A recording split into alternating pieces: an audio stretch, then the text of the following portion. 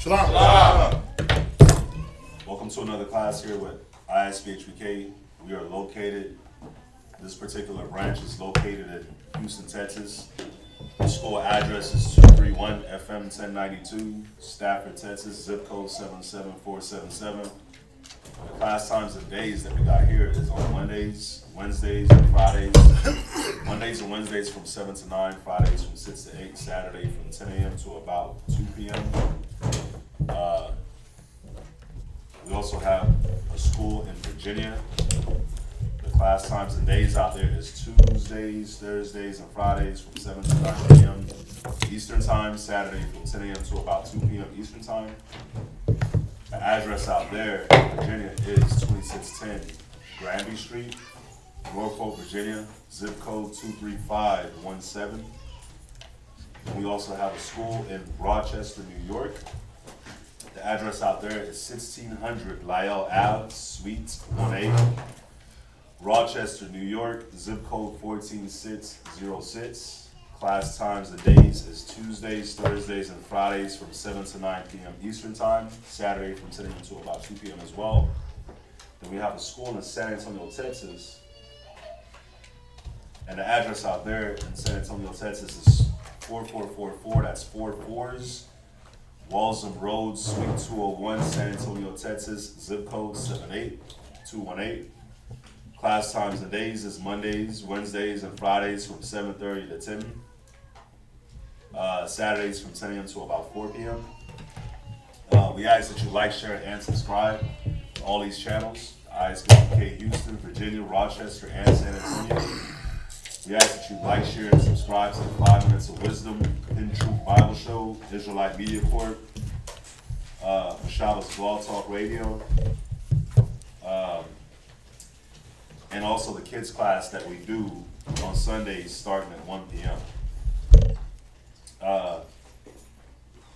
Passover's coming up, so brothers and sisters, get prepared for Passover, so having your mind ready for it.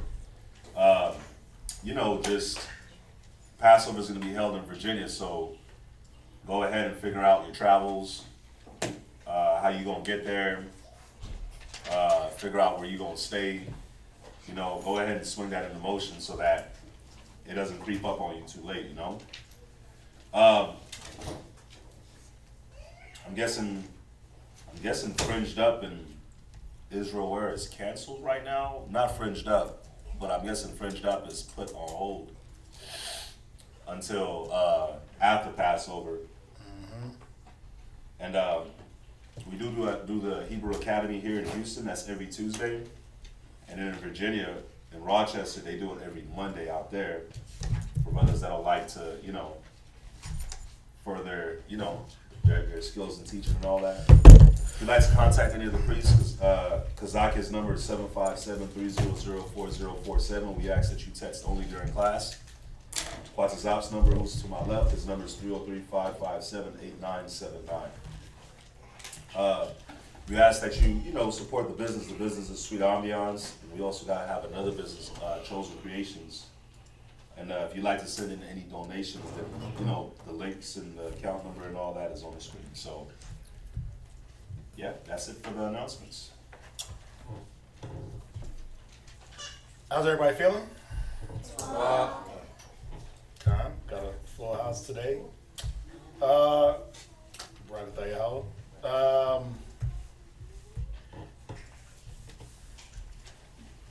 Let me get this real quick.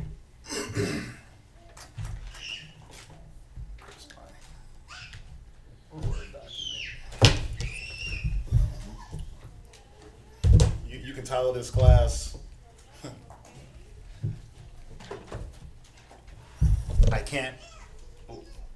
why I can't overcome. Tablet died. Good. Read. It's all good. Right here. Same tablets. Yeah, you can title this "Why I Can't Overcome," and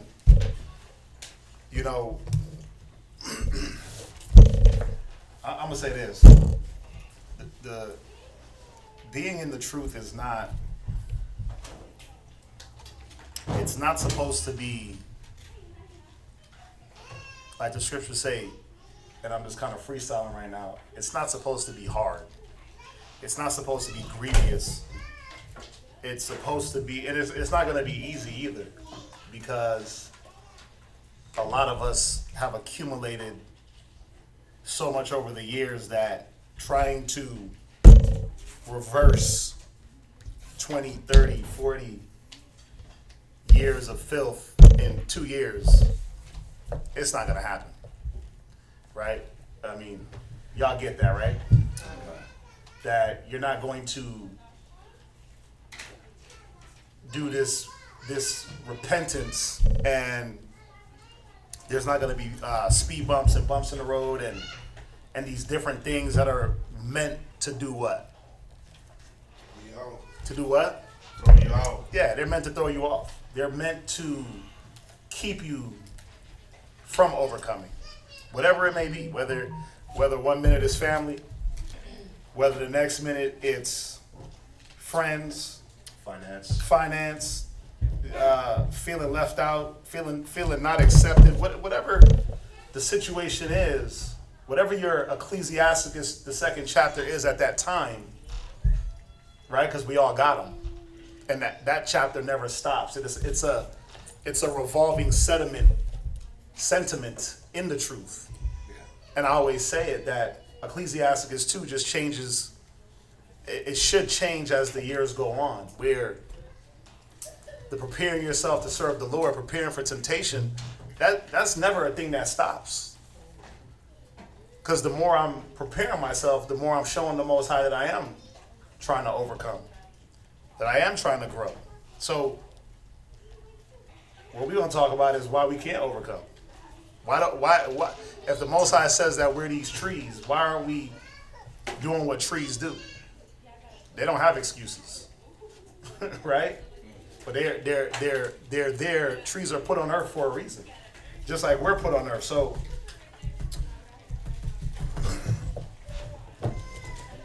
the first point you can write down. Go to 2 Corinthians 2:11. And the first point you can write down is, I'm slow. Write down, I'm slow.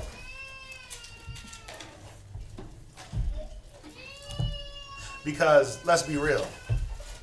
Some people are slower than others, right? Some people understand at a different rate and pick things up at different times.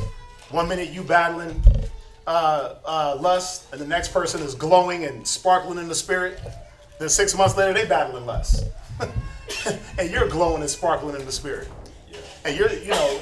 And everybody kind of learns at their own pace. That's one thing we got to understand as teachers, as leaders. The more and more I examine myself, and then examine the body, and look and see and talk and listen and understand and try to be compassionate, the more I understand that everybody's not supposed to get it right away. That's impossible. Yeah.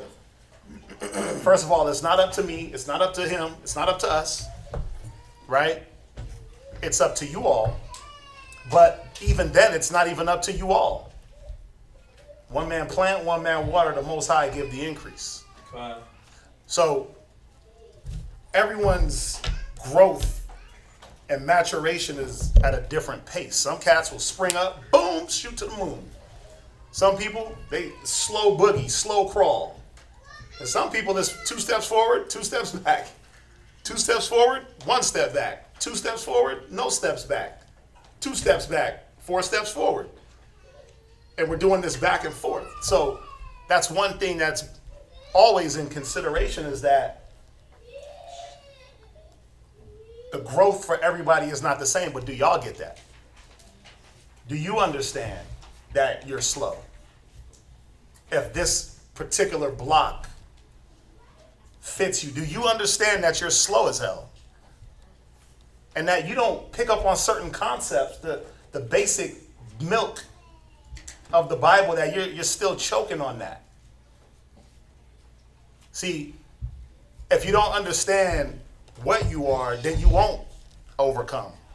You won't grow past even the milk stage. Read. 2 Corinthians chapter 2, verse 11. Go ahead. Least Satan should get an advantage of us. And this is the problem. Because you're slow, Satan is constantly taking advantage of you. But see, my problem is this. Let's stop blaming Satan. Like, let's get that foolishness out of here, man. That's church. Oh, man, the devil made me do it. No, you're slow. And that's all well and good. I mean, the scriptures talk about it, right? It says there's one that's slow and that needed help. Yeah. Right? There's one that's fast and he's in want of things because of his hastiness. So the slowness is going to be there. We get that. We understand that. Right? When you look at children and when you examine and you raise children, what do you understand about children? If you have 4 children, they all learn things at different rates. And they learn things in different ways. You got visual, you got auditory, you got the ones that hands-on. You got all these different type of learners. Right? You got some people when they hear the word, oh, I heard it. Got to do it. Oh, I see it. I read it. Got to do it. Damn, the Most High is kicking my ass. Now I'm going to kick into action.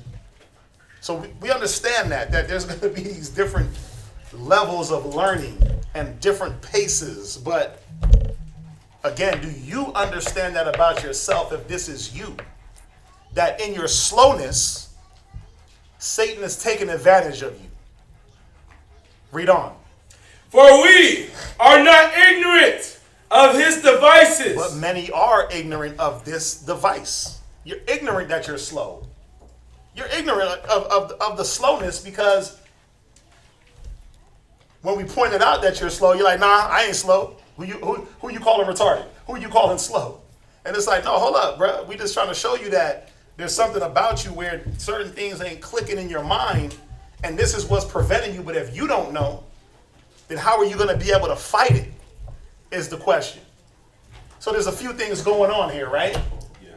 What does it always go back to? The level of rebellion in a person. I don't want to be told nothing. I don't want to be criticized on that level.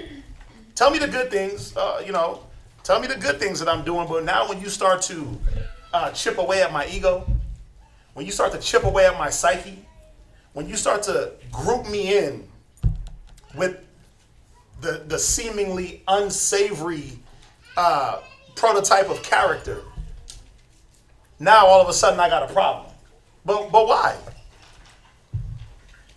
Why have a problem when you're being shown what you are so that you can either hop up out of that or not? And see, that's the issue. That's the vice of Satan. It ain't that you're slow. It's that you fight it when you're being told that you're slow. You fight against it. What's that? Can I get one real quick? Go ahead. It's just on the point you're making. It's Colossians 3 and verse 9. Colossians chapter 3, verse 9. Just on the point that he's making. Colossians chapter 3, verse 9. Mm-hmm. Lie not one to another. So you see how the scripture says, lie not one to another? Before we even look at other people to lie to, Go ahead. the first thing that we got to do is stop lying to ourselves and be real with ourselves. So just with how like this class is starting, with the first point saying that, I'm slow. It's true. Like we do have to write down and say, man, I'm slow at this. I don't get this. I suck at this. So that's you being real with yourself. Like I don't have it all. I don't understand this. And then Go ahead. And then from there, I just wanna some add- progress can now be made. Especially if the scriptures say he chose what of the world? The what? The base. The base thing. So how you smart? How you know something? Right? Everybody, I'm smart. You the best. Okay, Con. DJ Khaled, you all the way to death, right? Yeah. But what's that doing for you? What's you the best, you smart, you successful. What's all that doing for you? But gassing you up and lying to you and really putting you in a place that you don't belong yet. You'll be smart. You'll be intelligent. How will we know? Because you'll show it through your works. But until then, he said he chose the base things of the earth to confound the wise. Now, if you brand new in the truth, under 5 years, best believe you haven't gotten to a point yet where if you were left on your own, you'd be able to survive. Let's be real. Let's be real. If we dropped you on a damn island with a bunch of other heathens, who would overtake who? I guarantee you, y'all would all become heathens of whatever people you were around. Because your willpower ain't strong enough. It shows. Because your mental ain't strong enough. It shows. So you're not smart. You're slow. But guess what? It's okay. I'm slow. I'm slow too. I don't got it all. Right? I'm not perfect.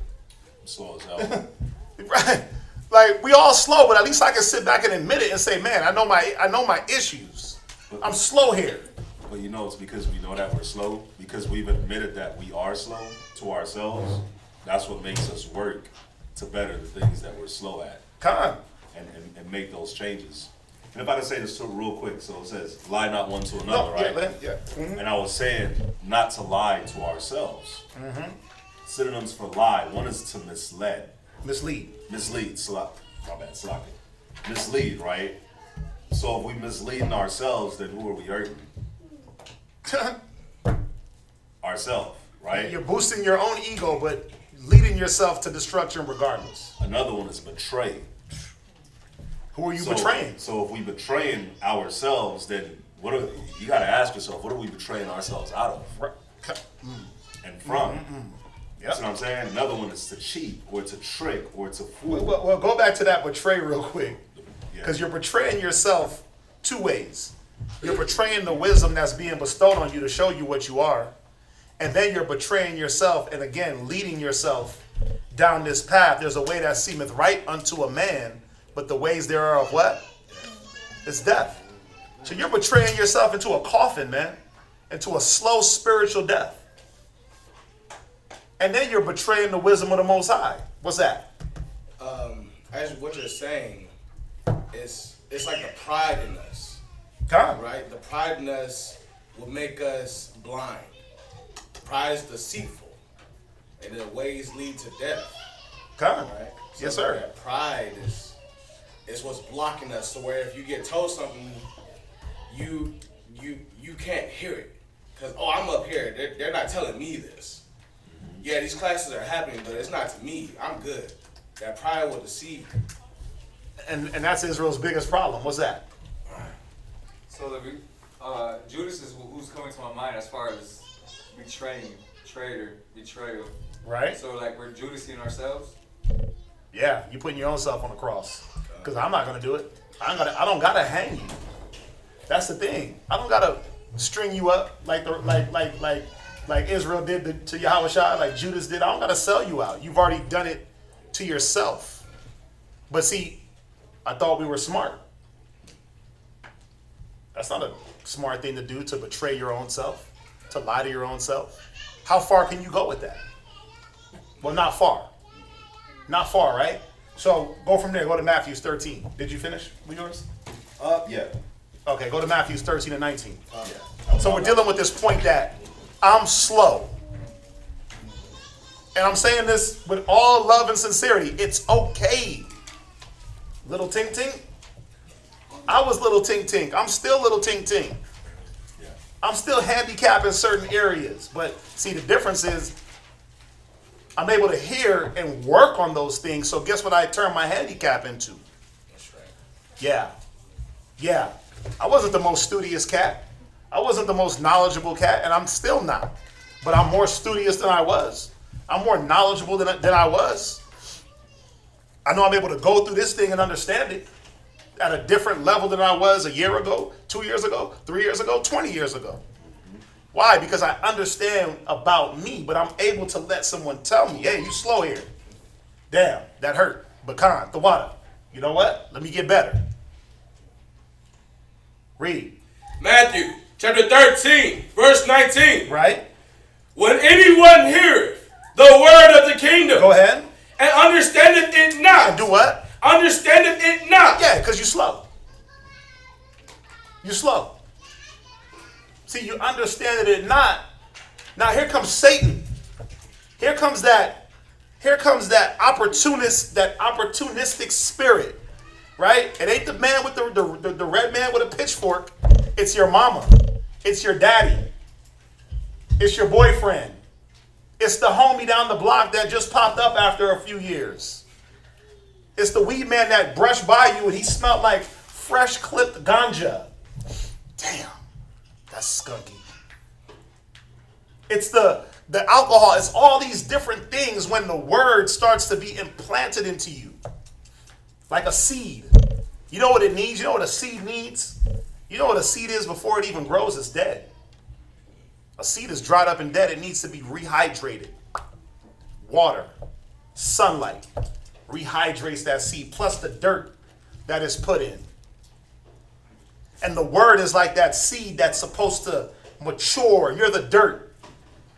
And the more you water it, the more you give it sunlight, the more the word is going to grow in you. But what happens, read? Then cometh the wicked one. Then cometh who? The wicked one. No, they're all righteous. The wicked one. But they got knowledge too. The wicked one. Yeah, somebody come wicked to do what? Read. And catcheth away that which was sown in his heart. Because you're slow. Because you're slow to the fact that you don't know how to examine people. You don't know what's wicked and what's righteous. You don't know how to even fight against it yet. Eve, Adam. We like Adam and Eve, man. Back in Eden, getting presented all types of things to us and just falling for it. Yeah. But then we try to act like we know what we're taking on. Ooh, did Eve know what she was taking on? The power she was about to wield? The detriment she was going to put us in ages? Did Adam know, just by not standing up, the detriment that he was going to have his people in ages? The scripture said it. He appointed death in us and his generations, man. Yeah. None of us can see the future. But you got to at least be able to decipher the present, right? How can you not decipher what you're in? And how do you decipher the present? The past and wisdom. There ain't no hindsight's 2020. That's BS. You made the decision in the past, but you can learn from it. Yeah. And you got the wisdom now to back both things up and say, well, I went against wisdom in the past, and this was the implication, this was the product. Well, same situation. Let me use the different wisdom. But see, some of us are slow. Some of us are slow as hell. And you can't decipher wisdom from wisdom. Because when one thing is being caught up out of you, guess what else is happening? Thawam always says it. Space abhors a vacuum. Yeah. So when one thing is taken out, something needs to be replaced. So you don't even see the switcheroony, the sleight of hand. Right? Yeah, I believe in the 12 tribes, but they're all black. Whew, damn, they are? Now you start looking at Yashikar funny, like he don't belong here. Right. Side-eyeing them. Yeah, you start side-eyeing everybody that's more light-skinned than you.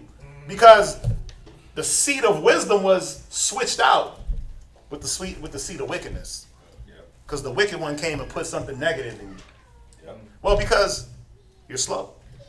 Your defenses aren't built up enough to block and understand and even read people and know what they're gonna come with.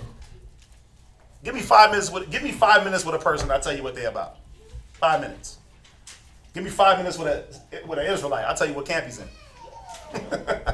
Just off of his talk. It's true. Give me 5 minutes with any brother in the camp, I'll point out the camp he's in. Sometimes you could tell by the very first words that come out their mouth. Like after like a shalom or a hello, this is my name, such and such. Or you can tell by the question that they ask, or you can just tell. I'll show you a whoremonger. I'll show you a drug dealer. I'll show you a weed man. Show you all those things. Give me 5 minutes. Because after 20 years of going through different situations and using wisdom and understanding and literally being trained to not be slow, the antennas go up. And we're able to detect certain things. Yeah. But remember, we were slow too. We were slow too. So there was a time when, guess what? I was getting the switcheroonie happening to me. I'm like, huh? Really? No, hold on. Damn, now I'm confused. Hold on now. Wait, what's going on here? Because I was slow too. He's slow too. Right? Read on. This is he which receives seed by the wayside. Right. So why am I going here? Well, because I'm going to remind y'all, there's nothing wrong with being slow. There's nothing wrong with being slow as long as you know you're slow and you're trying to do what with the slowness? What? To correct it. To do what? Correct it. To do what? Correct it. Right. So right where it says I'm slow, put a little forward slash and put I purposefully misunderstand. Forward slash. I'm purposefully slow. I'm purposefully slow. This is a whole nother level. Proverbs 17 and 16. See, there's one thing to be slow because that's just how your personality and that's how things are set up. And you like, damn, man, I know I'm slow, but let me, like, I don't mean to point out, but my dear sister Mathanaya. You know why I love Mathanaya? Because Mathanaya will admit where she don't understand certain things. She like, I don't get it. That was the one thing about Mathanaya. I'm like, okay, at least the sister is not sitting here acting like she knows some shit. She's actually admitting that, you know what, brother, sir, I don't get it. Explain it again. Oh, okay. Well, let's lower it down, switch the words so that she can understand. She didn't let pride pop up like, man, I should know this. Why are you talking to me like that? So she wasn't willingly slow. She wasn't purposefully misunderstanding. But there's some of us that purposefully misunderstand because of your pride, because of your ignorance, because of your arrogance. Because you want to be slow. Read it. Proverbs chapter 17, verse 16. Go ahead. Wherefore is there a price in the hand of a fool to get wisdom? See, there is no price for a fool to get wisdom because he don't want it. I want to be slow. I want to misunderstand because that's their excuse. That's their excuse for when Satan comes so they can use Satan. Oh, the devil made me do it. No, he didn't. The devil don't make you do anything. Just like the Most High can't make you do anything. You make you do something. You make yourself understand. You make yourself not understand. Read it one more time so they can, for the slow ones, read it one more time. Proverbs chapter 17, verse 16. Go ahead. Wherefore is there a price in the hand of a fool Read. to get wisdom? Go ahead. See, he have no heart to it. He have no what? Heart to it. Why am I willingly slow? No heart to it. Because you got no heart towards wisdom. You could give a damn less. How do we know? Well, we'll get there. But you could give a damn less about what wisdom was put into you and what wisdom is being sifted out of you. You don't care either way it goes. It don't matter to you. You just flying by the wind, breezing on by. Well, I could always blame the devil. I could always blame the white man. Okay, so the white man is living. Who lives with the white man? Who got the white man as a roommate? Oh, okay. Because you can't blame the white man for certain things that you fall into. He didn't log onto your computer and pop up the porn site. Or the environment. Or the environment. You can't blame your environment. No, you can't. Because we all come from the same environment. I don't care what hood you come from. I don't care how many dead bodies you seen. I don't care how much crack was around. Nigga, I was around crack too. And dead bodies and fighting and pimps and hoes and all that. How come I'm not pimping? Or hoeing or doing crack or blaming my circumstance on those things? Well, because I seen that there was a price for wisdom.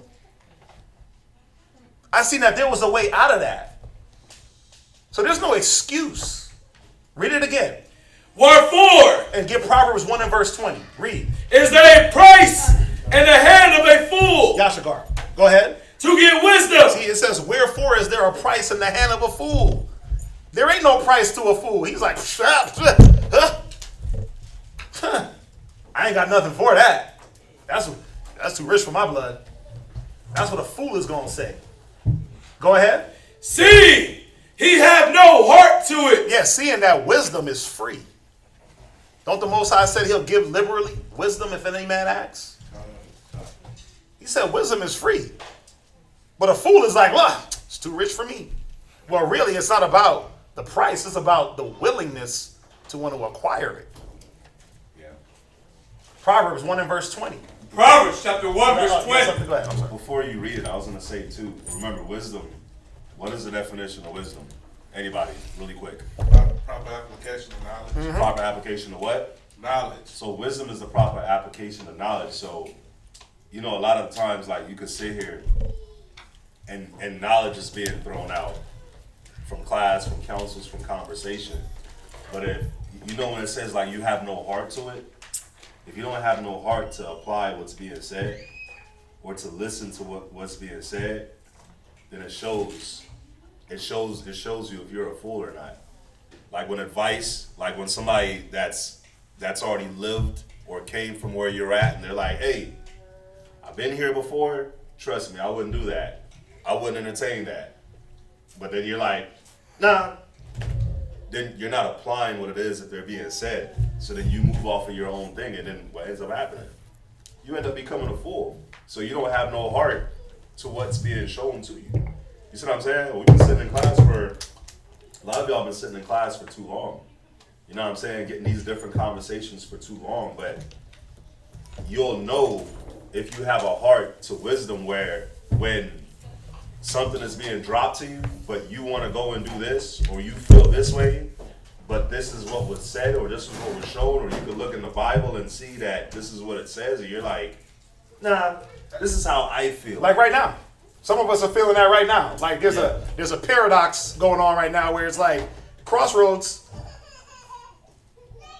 Do I disannul everything that they're saying? Or do I sit back, take it in, examine, let it resonate, and then go from there? Some of us are literally like, I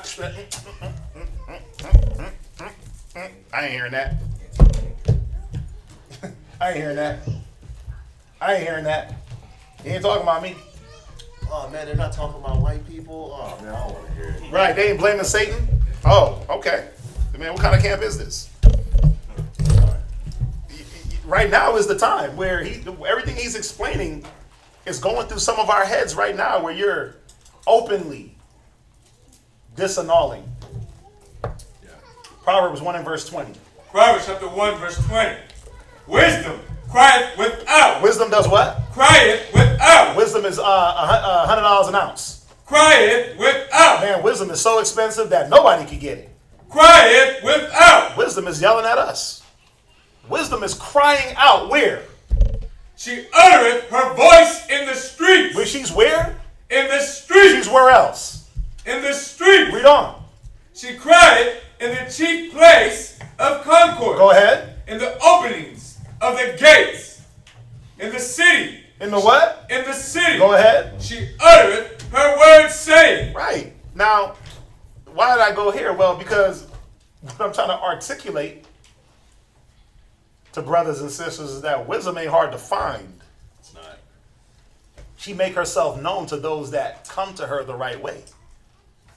She ain't hard to find. She in the chief place. She in the streets. As much niggerisms that's out there in the world, wisdom is out there too.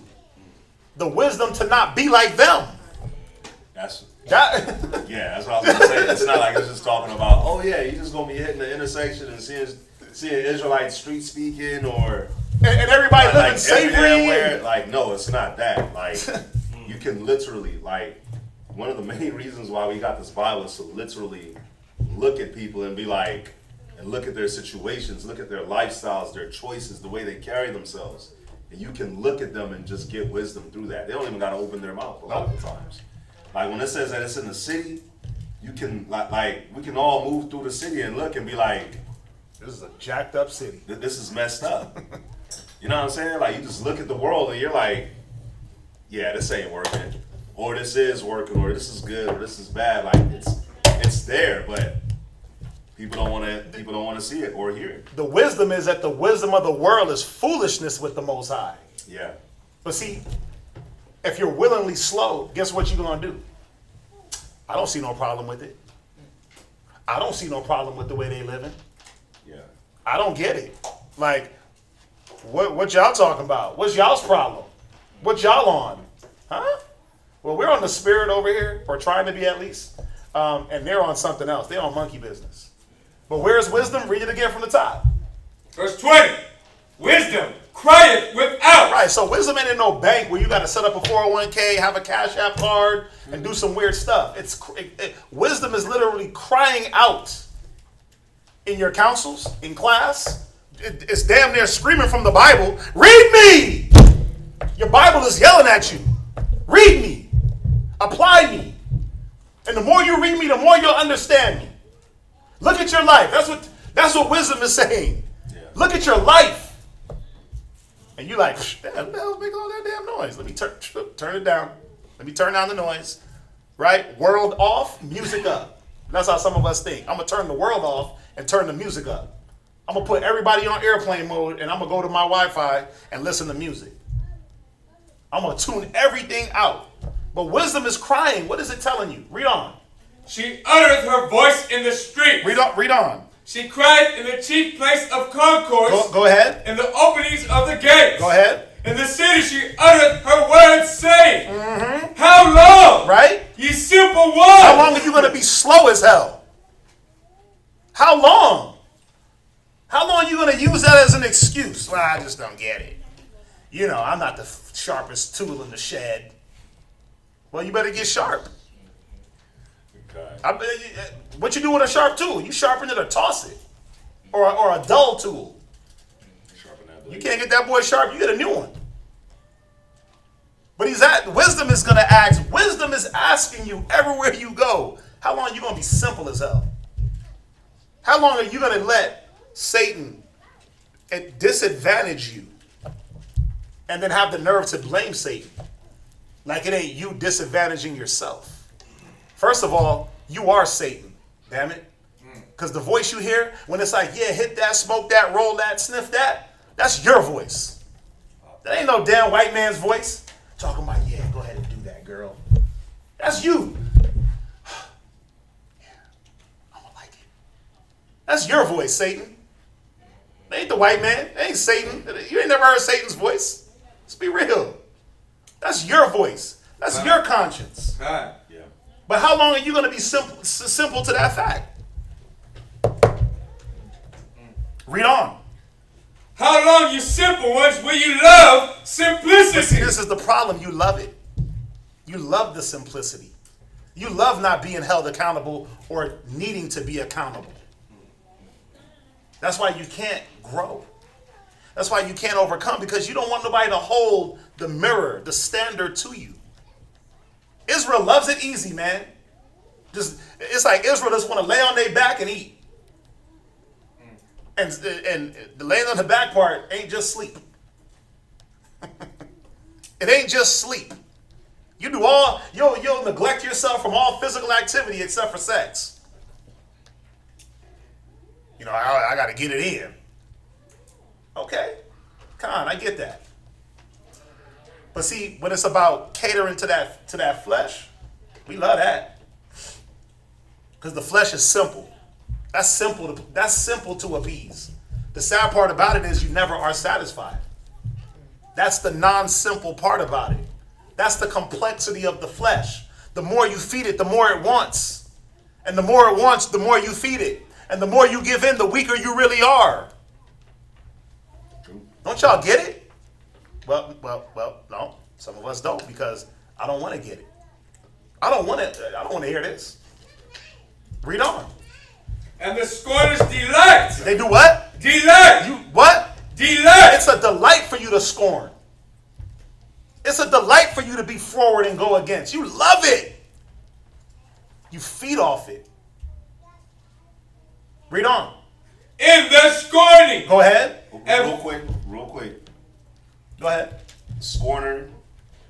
A scorner just means somebody that's going to reject. Yeah. Somebody that's going to dismiss. Ooh. You know what I'm saying? I'm So giving it's y'all a like- Heisman. But I like what the scripture says. It says It says the scorners delight in their scorning. Love it. So you have a person that's rejecting knowledge or has disdain. Y'all know what disdain means. Disdain is like hatred. Like, I'm not messing with this. You see what I'm saying? So, or you have contempt towards it. So it just says you love to dismiss, you love to reject. So how is it that you love to dismiss or reject? It's very simple when you don't apply it. It's just when you don't apply what's being said. So you show yourself as a scorner. Can I go one more level? What's that? When you literally tell yourself that we're wrong and you're gonna show, I'm gonna show them. See, I know they said not to do that, but watch. I'm gonna make it. I'm gonna do it. You'll show us. Go right ahead and show us. Because remember, you're not performing for me. Yeah. That's how I know you slow. Because you're not performing for me. It ain't about showing me nothing. Right? I can't bless you. Neither can I curse you. All I can do is pray for you. But I can't give nobody nothing in here. I can't bring you into the kingdom. I can't give you joy. I can't give you peace. I can't give you solidarity. I can't give you any of these things. You got to want it in yourself. Yeah. So you can show me anything you want to show me. But how about showing yourself who you really are? Reveal yourself to yourself, if that makes sense. Be truthful with yourself. Because trying to show us and rebelling against the program ain't going to work. It's not going to change me. I'm going to still come up here Monday, Wednesday, Friday, Saturday late, right? Late on Saturday. Capital myself, see? I know me, right? I'm going to show up Monday, Wednesday, Friday, Saturday class, right? And the bottom line is I'm going to keep doing what I got to do. I'm going to keep being there for the ones that want somebody to be there for them. So you showing us and you saying, oh, well, I'm going to just do me. I mean, remember that Jay-Z meme? Yeah. That's a tough road to sled, man. That's a tough road to sled because now you're literally talking about, I'm going to go toe-to-toe with the Most High. It's not my wisdom. It's not my logic. I didn't write that. That don't say Quadazat chapter 1, verse 20. It says Proverbs. I didn't write anything in this Bible. Y'all see that? It's not my program. It's not my wisdom. If it was up to me, I'd say, you know what? Let's just all go home and eat cake. Let's all go home, eat cake, find your best Netflix, and binge. But that's not what it's about. That's not what it's about. So you're not fighting and showing us anything. You're showing really what you're about. Go ahead. Where you at? And fools hate knowledge. You're showing that you hate knowledge. You're showing that if wisdom slapped you across the face 1,000,000 times, guess what you would do? You would be like, nah, that ain't happening. That's something else. Proverbs 18 and verse 1.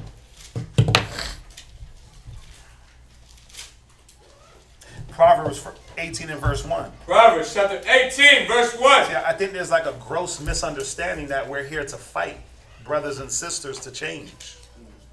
And we're not. I can't fight nobody to do better. I can't fight you, and I'm not going to fight. I said this in the text the other day. I'm not going to fight you for you to be who you want to be. If rebellion, if disgruntled, if hateful, if traitor, if high-minded, if all those things are you, I can't fight you to not let those things be you. I'm going to let you do you. You're right. Pride is your middle name. You got that, brother. You got that, sis. But we can't fight your logic. We're not. Yahweh Shai, where in the Bible does it say fight their logic? Fight them to change.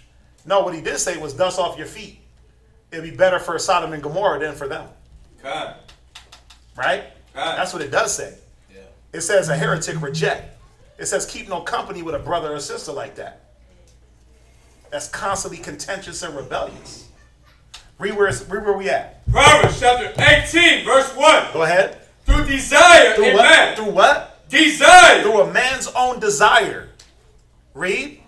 Having separated himself. Yeah. See, when that one come and catch what's in your heart, you want that to happen. Because you don't want to be accountable for nothing. Because all they're replacing it with is foolishness, where you don't have to be accountable for nothing.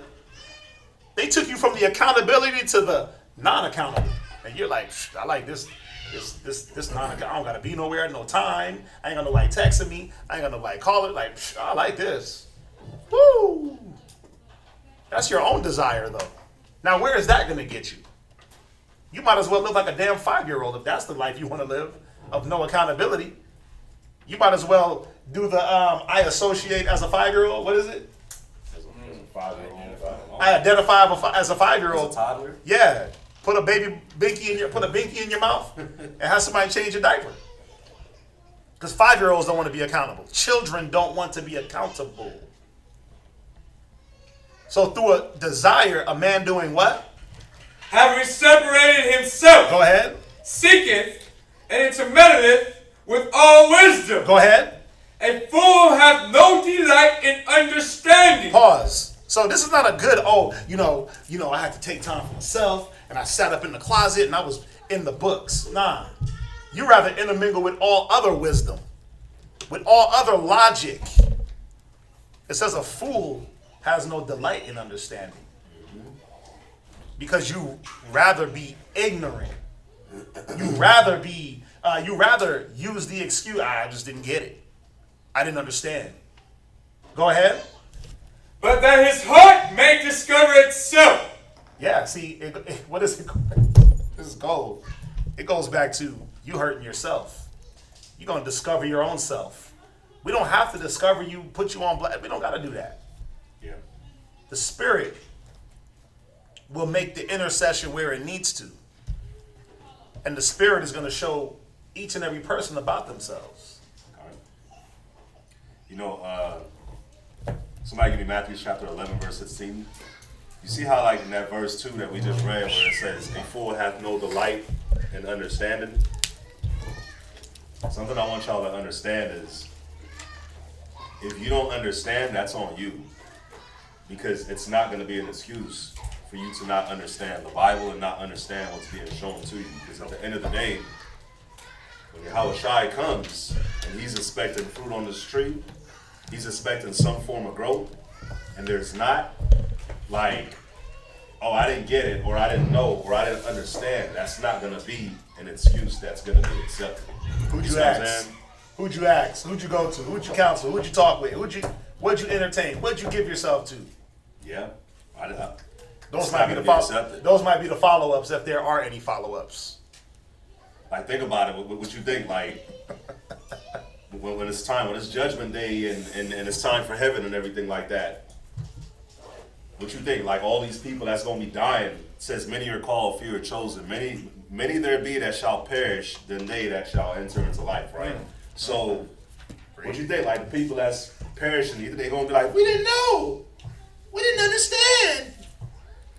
That's not going to be an excuse. Or for the people that did know, they were Israelites, it's not going to be like man, it was just too hard. Like, the battle, the temptation, like, everything that we had to deal with, like, the fight. It's not going to be like you could use that as an excuse. Like, he's going to have some pity on you. Like, oh, yeah, it was just too hard, so I gave up. Like, y'all got to see, man.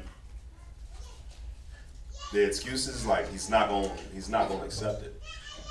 Or the blame game, he's not going to accept it. Read this Matthew 11 and 16. Go ahead. Right. Matthew chapter 11, verse 16. You're going to read to verse 19. Go ahead. But whereunto shall I liken this generation? So this is dope. This is Yahushua. He's about to drop a parable. He's going to show you how this generation is. He's going to show you how we are. Read. One of my favorites. It is like unto children sitting in the markets and calling unto their fellows. So you have children. I want y'all to picture it. You have children sitting in a chief concourse. Like, anybody ever been to like Bourbon Street or Canal Street in New Orleans, where it's like just this little street and it's like all kinds of things going on in the street. Or a whole bunch of people walking. Or just a flea market. Yeah, or just a market, a mall. And you got got children sitting there, right?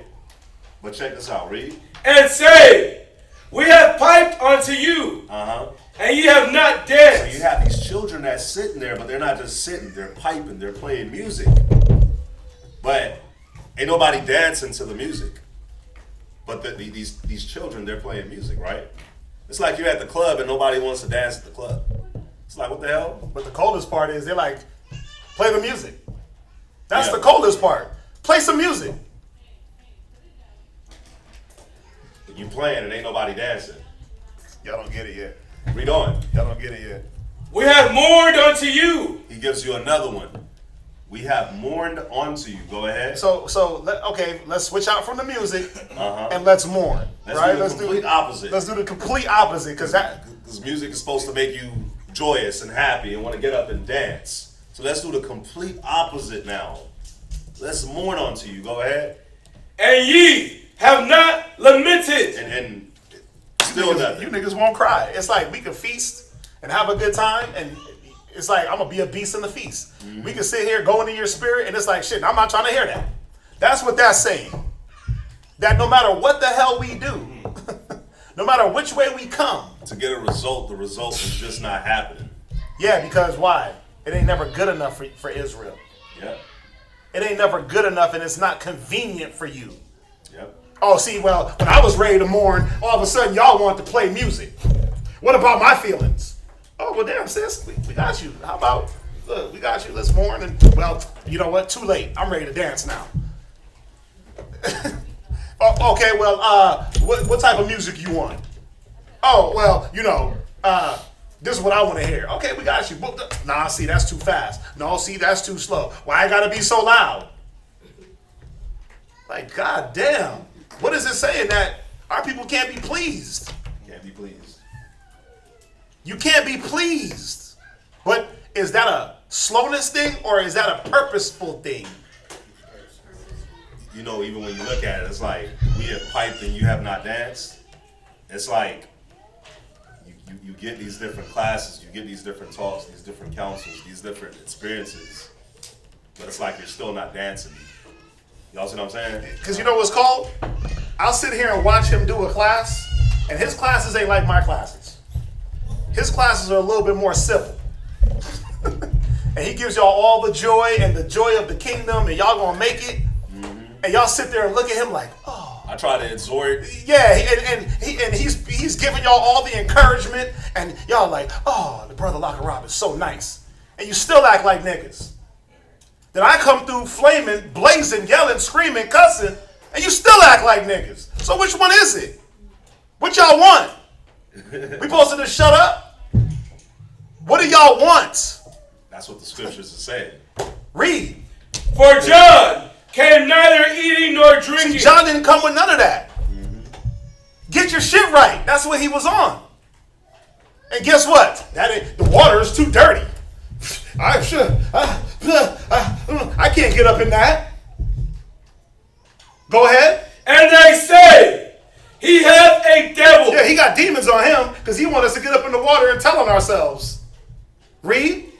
The Son of Man came eating and drinking. But here comes good old Jesus. Not the white Jesus, but good old Yahushai. Hey, y'all want to eat and drink? Man, get the fishes, get the loaves. I got compassion on the multitude. That ain't good enough. The fish ain't fried to my liking. It ain't crispy enough. The bread's too hard. The wine's too tart. Like, which one is it?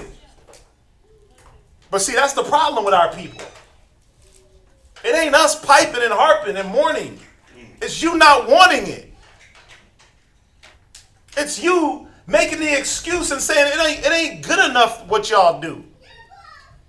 Now, let me tone down. Let me get in my locker rob. Right? Let me go to locker rob real quick and exhort. It's not all of us. It's not all of us. It's the few. But remember, it wasn't all of us that got us all into captivity. It was the few. It's not the all of us that be getting our ass kicked. It's the few. The little leaven that leavens the lump. The little one sinner destroyed much good. And that's the issue, man. It's like, what do y'all want us to do? I mean, y'all want us to what? Start ripping our clothes off and beating ourselves? To show y'all how much we give a damn? Shame, shame, shame, shame. Y'all want to do like the Game of Thrones? Shame. Remember that? When they had her walking butt naked? Shame, shame. What do we do? I'm trying to understand, like, what do we do to get the slow ones to stop being purposefully slow and willfully ignorant? What do y'all need us to do? Run through walls? I mean, like the scriptures say, the sanctuary is already on our shoulders. We already bearing the burden, the teaching burden, the leadership burden. And in no way am I complaining. In no way am I complaining. I hate to have to say it the way I'm saying it, but goddamn, what is it? we could come soft like where's Shadak? He ain't here. We could come calm lamb or angry nigga wolf. Which one y'all want? But see, it ain't about what you want, because either way it goes, a person that's willing is going to hear it regardless of how it comes. A willing mind is going to hear regardless and take the info, not the tone, not the aggression. Because I ain't mad at y'all. I'm not angry. Right? I'm not mad. I'm not angry. I don't hate nobody. This is passion and love in a different way.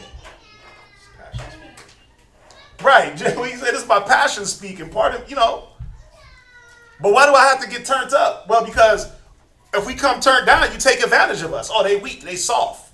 We come turned up. Oh, they're too aggressive. It's like, okay, so we ride the fine line of in between. Now we're passive aggressive. And guess what? It's still looked at as wrong. We can have 1,000 feast days, 1,000,000 get-togethers, have sisters, brothers, bring your family, do this, do that. And it's like, well, the one check and all of a sudden, see, they hate me. They don't like me. I don't like the way y'all do things.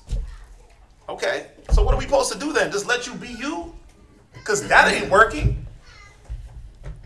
Let you be slow? Read on. And they say, behold, a man gluttonous and a wine bibber. It's like the same thing we're trying to use to appease you. You use it against us. The same very thing we're using to try to get to you. It's like, see, y'all always like that. Y'all always like this. It's like, but we're not always like that, bro. Like, if you were paying attention and not being so slow, you'd be able to decipher what we are actually doing. Next point.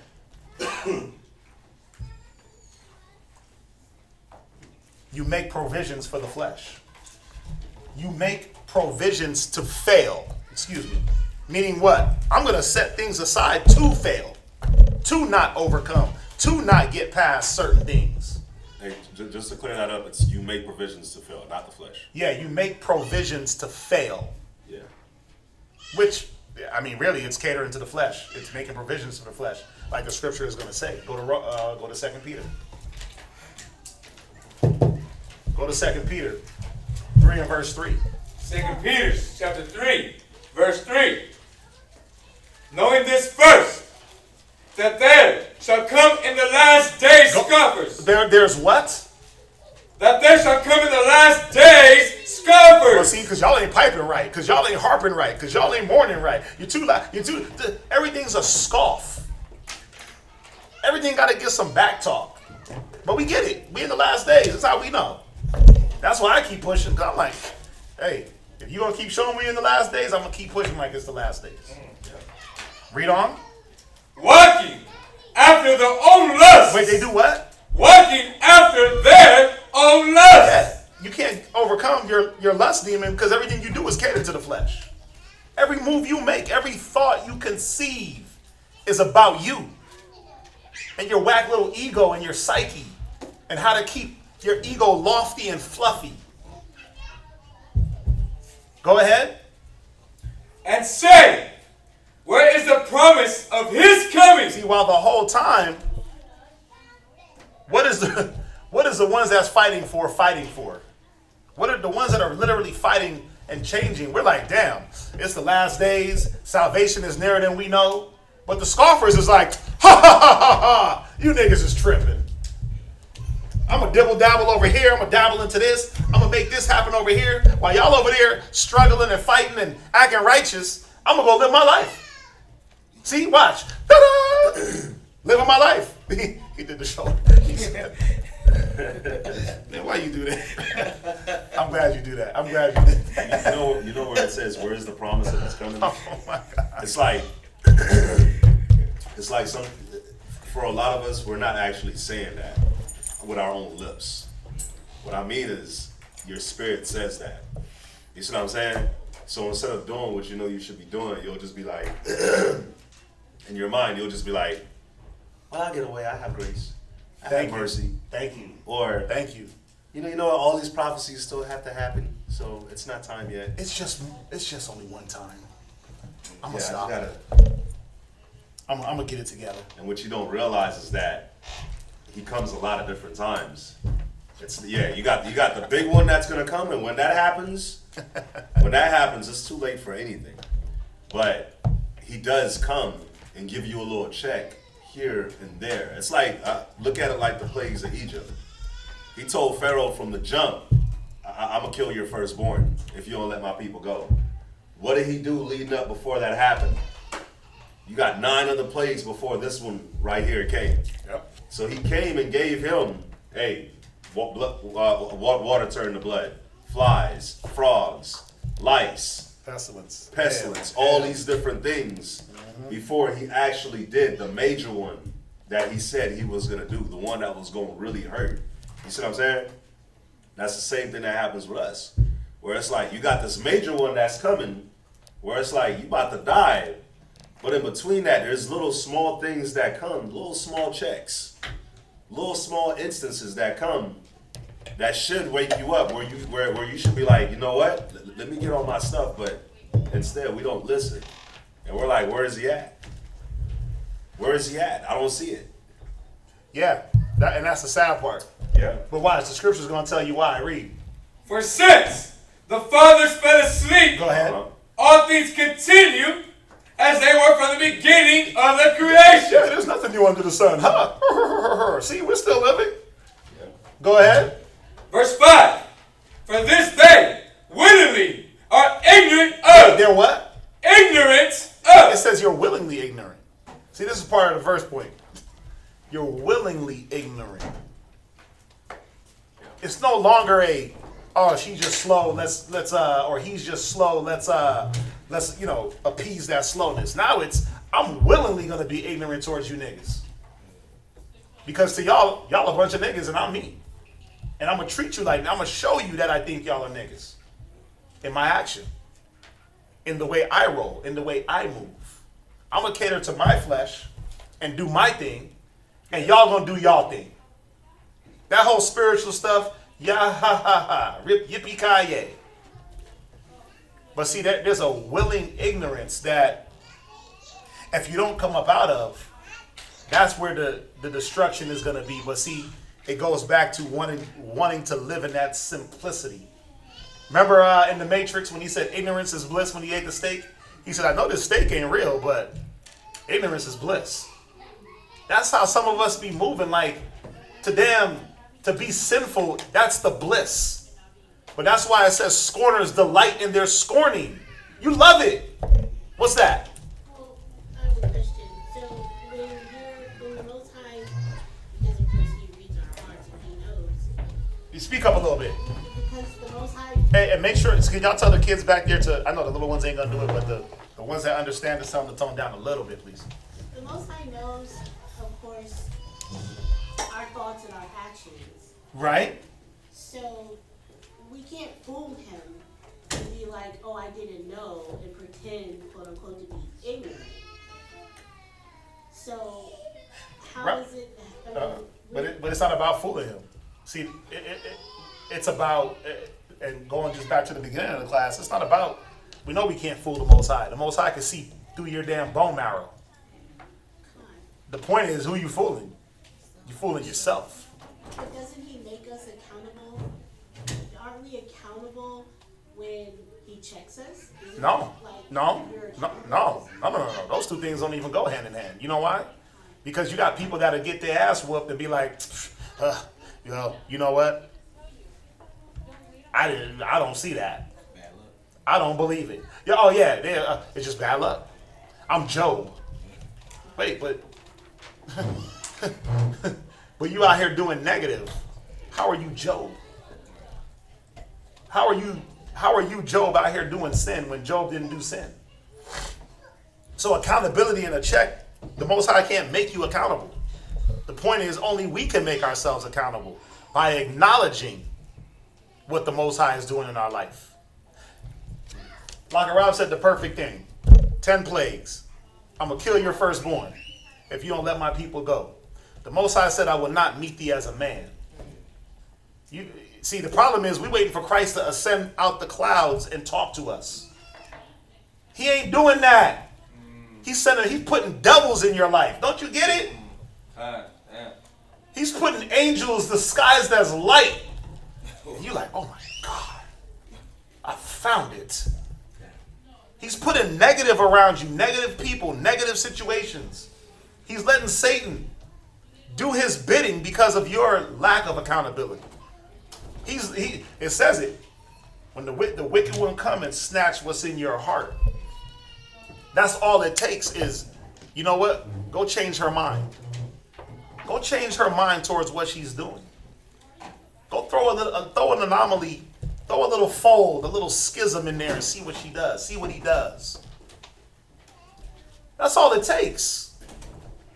So it's up to a person to acknowledge. But that's why it says they're willfully ignorant. Because you got some people that'll get smashed up in car wrecks and you got trees falling on brothers' houses. You got all this stuff happening. It's like, how many car accidents you got to go through for the Most High to show you that there's something happening with you? The scriptures say that the plague don't come without a cause. So if that's the case, what am I going to stop looking and saying, wait a minute, I'm being plagued. What is the cause? What is the cause of the plagues of the Most High? We're all Egypt. We're all Israel coming out of Egypt. I always say it. We all are Noah's Ark. We got a spiritual Noah's Ark that we're building, trying to do what? Escape the flood. We're all trying to do a spiritual exodus, trying to escape the mentality and the ideology of this damn kingdom. Right? We're all our own Moses. But what kept Pharaoh getting 10 plagues? His pride, his arrogance. What keeps us getting plagued up? The same damn thing. Pride goeth before destruction. Until you acknowledge your pride, until you acknowledge your arrogance, until you acknowledge, going back to it, your slowness, and say, you know what, this has got to change. Guess what? You're going to be willingly ignorant. And all these things are going to be happening to what happens to a willfully ignorant person? Or what do they call a willfully ignorant person? What's another word? She's just what? Starts with N. Close. Naivete. She's just naive. But what happens to the naive person? Why you always got to say, oh, that's just naive. She's just naive. Because ain't they always getting taken advantage of? Aren't they always the ones missing the boat? And you use the word naive, but you really want to say, damn, she's slow as hell. But how do you remove being naive? And replace that with something else? Well, you got to replace it with knowledge. The only way to not be naive in a situation is to get your knowledge up. But a fool hates knowledge. The simple hate knowledge. They scorn and scoff at knowledge because they're not recognizing who they are, that they're slow. So it's like when you, again, I'm going back, you tell them they're slow. Nigga, you tripping, I'm fast. I'm quick. Don't tell me I'm slow, but you're slow because we see the slowness. You're being taken advantage of in every situation. You never rise to the top in your situations. You're always letting Satan, air quotes, get the victory over you. And you're like, I don't know what happened. What you mean you don't know what happened? You lie to yourself. And you disannul knowledge. So now the Most High is trying to make you accountable. Like he made Pharaoh. Did the Most High make Pharaoh accountable? Hell no, he didn't. Because Pharaoh didn't want to be accountable. That's why he caught 10 plagues and his son died. And he died, got swallowed up by the Red Sea. Because after so long of not wanting to take accountability, you got to die, homie. That's just it. There's no use for you. Where we at? 2 Peter chapter 3, verse 5. Read. For this they willingly are ignorant of, that by the word of the Most High, the heavens were of old, and the earth standing out of the water and in the water. Go ahead. Whereby the world that then was, being overflowed with water, perished. Here it is. Why did the world that was die by water? Because they didn't want to take accountability. They didn't want to hear that they were slow, that they were murderers, that they were killers, that they were wicked. So the Most High said, you know what? Erase them. So that world perished. But here goes another ignorance that we don't look at. Read. Real quick, I was going to say, it's just like in the wilderness when we left Egypt and we was going to Israel. That generation that the Most High didn't allow to go in there, but made instead you're gonna walk around in the wilderness for 40 years. This is exactly why too. You see what I'm saying? Go ahead. Verse 7. But the heavens and the earth which are now, by the same word, are kept in store. Go ahead. Reserved unto fire. Bubble gum and butterflies. Reserved unto fire. It's all sweet. Reserved unto fire. This is the ignorance of our slow ass people.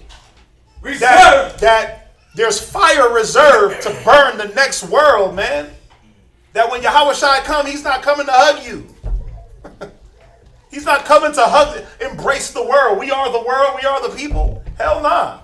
He's coming to separate wicked from righteous, rebellious from non-rebellious, sheep from goats. That's what he's coming to do. Not embrace us all in one big family hug. But see, the thing is, well, I'm going to keep doing what I do till he comes. That's another ignorance. Because all the things you do are being taken account of now. You don't know when he's going to come. Slow person. You don't know when he's coming. Slow person. So you better educate yourself. You better knowledge up. Because all your ignorances are accumulating into now wickedness. They no longer just, again, naive. Now it's wicked. Now it's straight out rebellion. Yeah. Go ahead. Reserved unto fire against the day of judgment. Go ahead. And perdition of ungodly men. Of who? Perdition of ungodly men. Yeah, that's what this is about. But see, they'll have you willfully ignorant. Oh, well, you know, we all going to just be floating up in the heavens with Jesus. Ha, ha, ha. Okay. So they say. Go to Romans. Go to Romans 13 and 12. Let's get that. Go to Romans 13 and verse 12. Romans chapter 13, verse 12. See, go ahead. The night is far spent. But see, the ones that ain't trying to cater to their flesh, we get that. We know what that means. You know what that means? The night is far spent. You had your fun. You did your night, your bidding in the world. You got your fill. The night's far spent, man. It's over. Go ahead. The day is at hand. The what? The day is at hand. See, the fleshly, they don't care about that. The carnal minded, they're like, man, what we gonna get into today? Turn up. It's like, wait a minute, you need to turn the hell down. You need to turn that off because you need to go study. You need to go read. You need to go see how Satan is about to snatch righteousness right out your mind and replace it with carnality, lies, deceit. How you about to be brought right into captivity all over again. It's sad, bruh. Most High done opened up the chains, gave you the whole key to unlock the padlocks. You was uncuffing yourself. All of a sudden, you like, I don't like that. Where them chains at?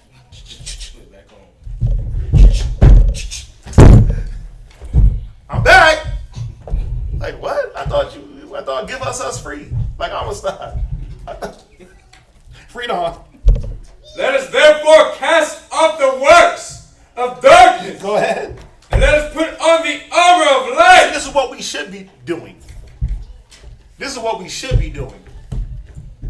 Understanding what? But the scoffers, the rebellious, they're not thinking like this. They're not thinking on these scriptures. They're like, oh no, we got mad time. Watch. I got all the time in the world. YOLO. You know what's funny though is even with this, like let us put on the armor of light, cast off darkness. That's not a flip of the switch thing. That's even that in itself is gonna take time because you're not gonna know if you actually put on the armor until things come at you.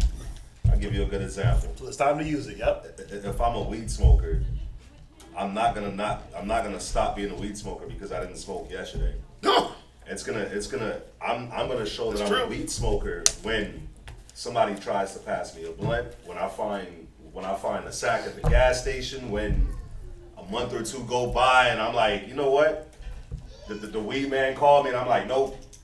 And it's like the temptation of that like doesn't affect me at all anymore. That's when you know, oh, okay, this armor got put on. You see what I'm saying? But if the wicked one could come and say, well, girl, you know it's from the earth. And You know it's from the earth, right? And you know the Most High said to use it and to heal ourselves. And you're thinking like, but damn, I don't just pop Tylenols all day. I don't just pop Advil all day. yeah. They can deceive you out of, oh, don't abhor the medicines. Right? They are from the earth, you're right. But the scriptures say, he that is wise will not abhor them. Meaning misuse. Right? But then they're like, oh no, this ain't the misuse. See, this is gonna make you relax. This is gonna make you feel good. Oh, because what does it go right back to? The flesh. The flesh. How you want to feel about things. What makes you feel good. That's how you know he's saying the perfect thing. That's how you know if you got the shield of faith. That's how you know if your sword is sharp. When it's time to cut through that nonsense, and you try to cut and the sword bounce back and cut you, you like, oh wow, damn. So you can't even lift the sword? You can't even lift the sword. Because you didn't practice. Because you did what? The whole time we're like, hey, get your sword practice. You're like, I don't need that. I'm good. Guess what? I'm strong. I'm smart. I ain't slow. Why you telling me to do that for? Well, because it wasn't about your slowness and your strength. It was about rehearsing the righteous acts and getting yourself to the point of strength to be able to defend yourself. Yep. Because you can go through it with everything. Like we can all sit here and say we humble, we follow, we're this, we're that, or that you changed or whatever. You're not gonna know until the moment happens.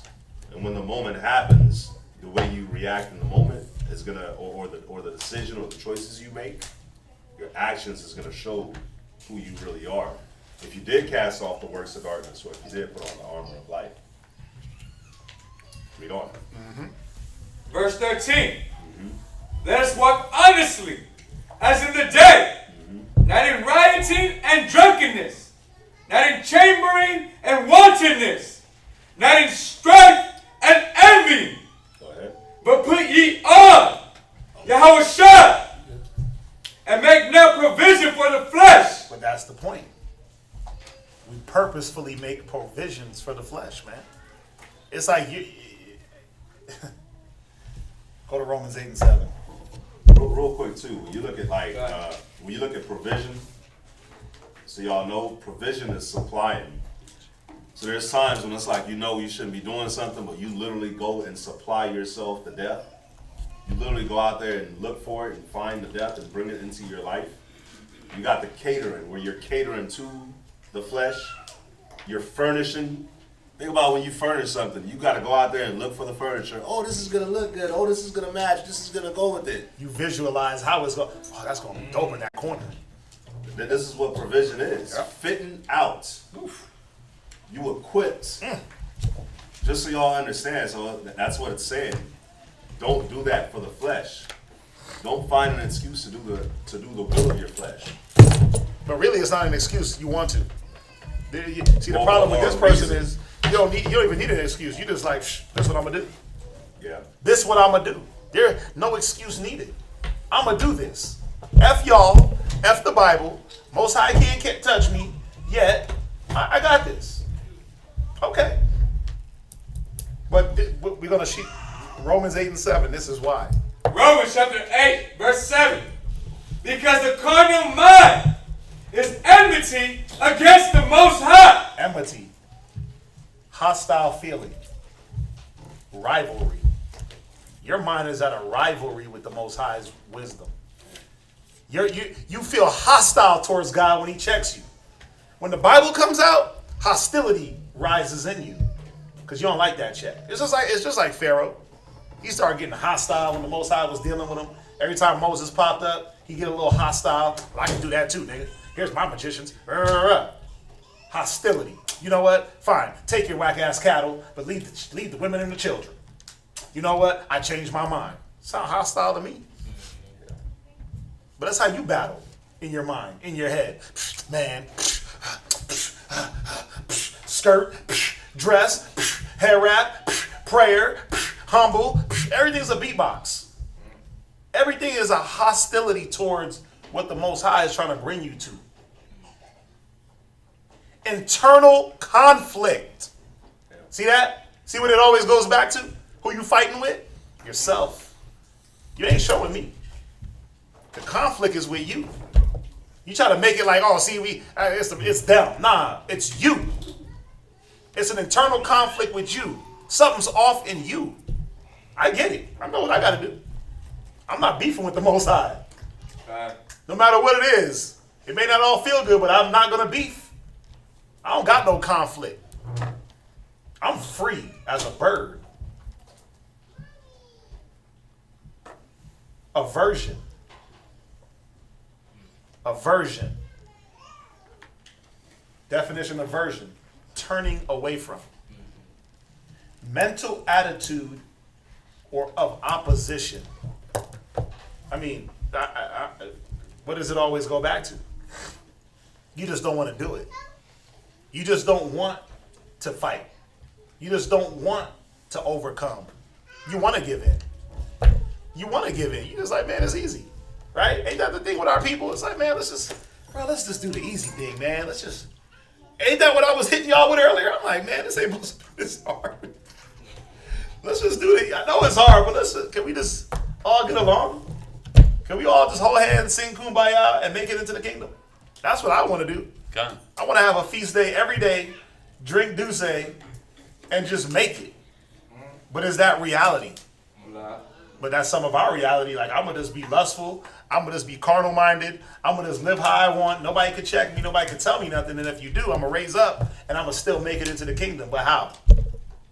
Show me the verse that says I can be niggerish and make it. When even an effeminate can't make it into the kingdom. So how is niggerism going to make it? Good point. The softest cat in the world that's effeminate won't make it. So niggerism ain't going to get in there. Niggerish mentality ain't going to get in there. Kazak, I'm sorry, but hood logic ain't going to make it into the kingdom. That hood rhetoric.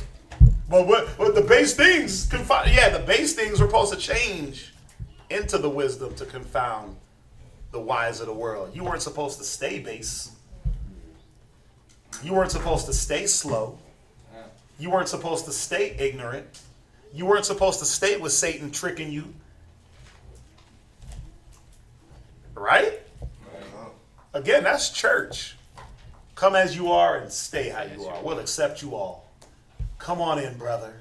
I might as well do the Joel Osteen, right? Smile a lot. Go get my teeth shined up real nice and white. Smile at y'all and give y'all just a bunch of good words.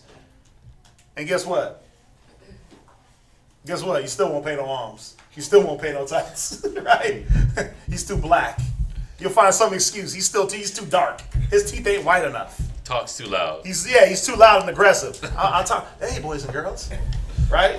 Hey, boys and girls. Like, I don't even know how to do that. Aversion. You purposely turn from what is beneficial for you. You're in purposeful opposition, right? The Most High is your op. So in your mind, this is a drill music video. And the Most High is your op. That's how we live, though. Like, we be living like it's drill music. We live, because Kazak says it all the time. Some of us think that this is a BET video, that this is BET Uncut, that we're in a music video, we in a soap opera, a novella, and that this ain't real. Like that's how life is supposed to be. You get checked, you cry, and then you go back and do the same thing. That's soap opera. That's All My Children. This ain't no Days of Our Lives. Yeah, this ain't no damn music video, man. Don't y'all get it? It's real. This is real life. But see, the willingly ignorant, again, what do they know how to do the best? You know how to deflect because you're in enmity with the Most High. So you know how to deflect what's happening in your life. And you'll put it on, oh, that's their fault. That ain't again, what he said, my circumstance made me do it. This is the environment I grew up in. This is how I was brought up. I wasn't given a chance. This didn't happen. But what about now? The Most High, he ain't giving us a chance. If you sit in here, don't we all got the fair chance? Are we taking chances from you? Are we like, nah, bro, you ain't got no chance? We taking the chances? We taking chances? We giving y'all a chance? Right. All y'all online, are y'all not getting the chance to hear this word and to apply it? Or are we saying, you know what? This is only for a few brothers. You cats online, go on mute. You know what?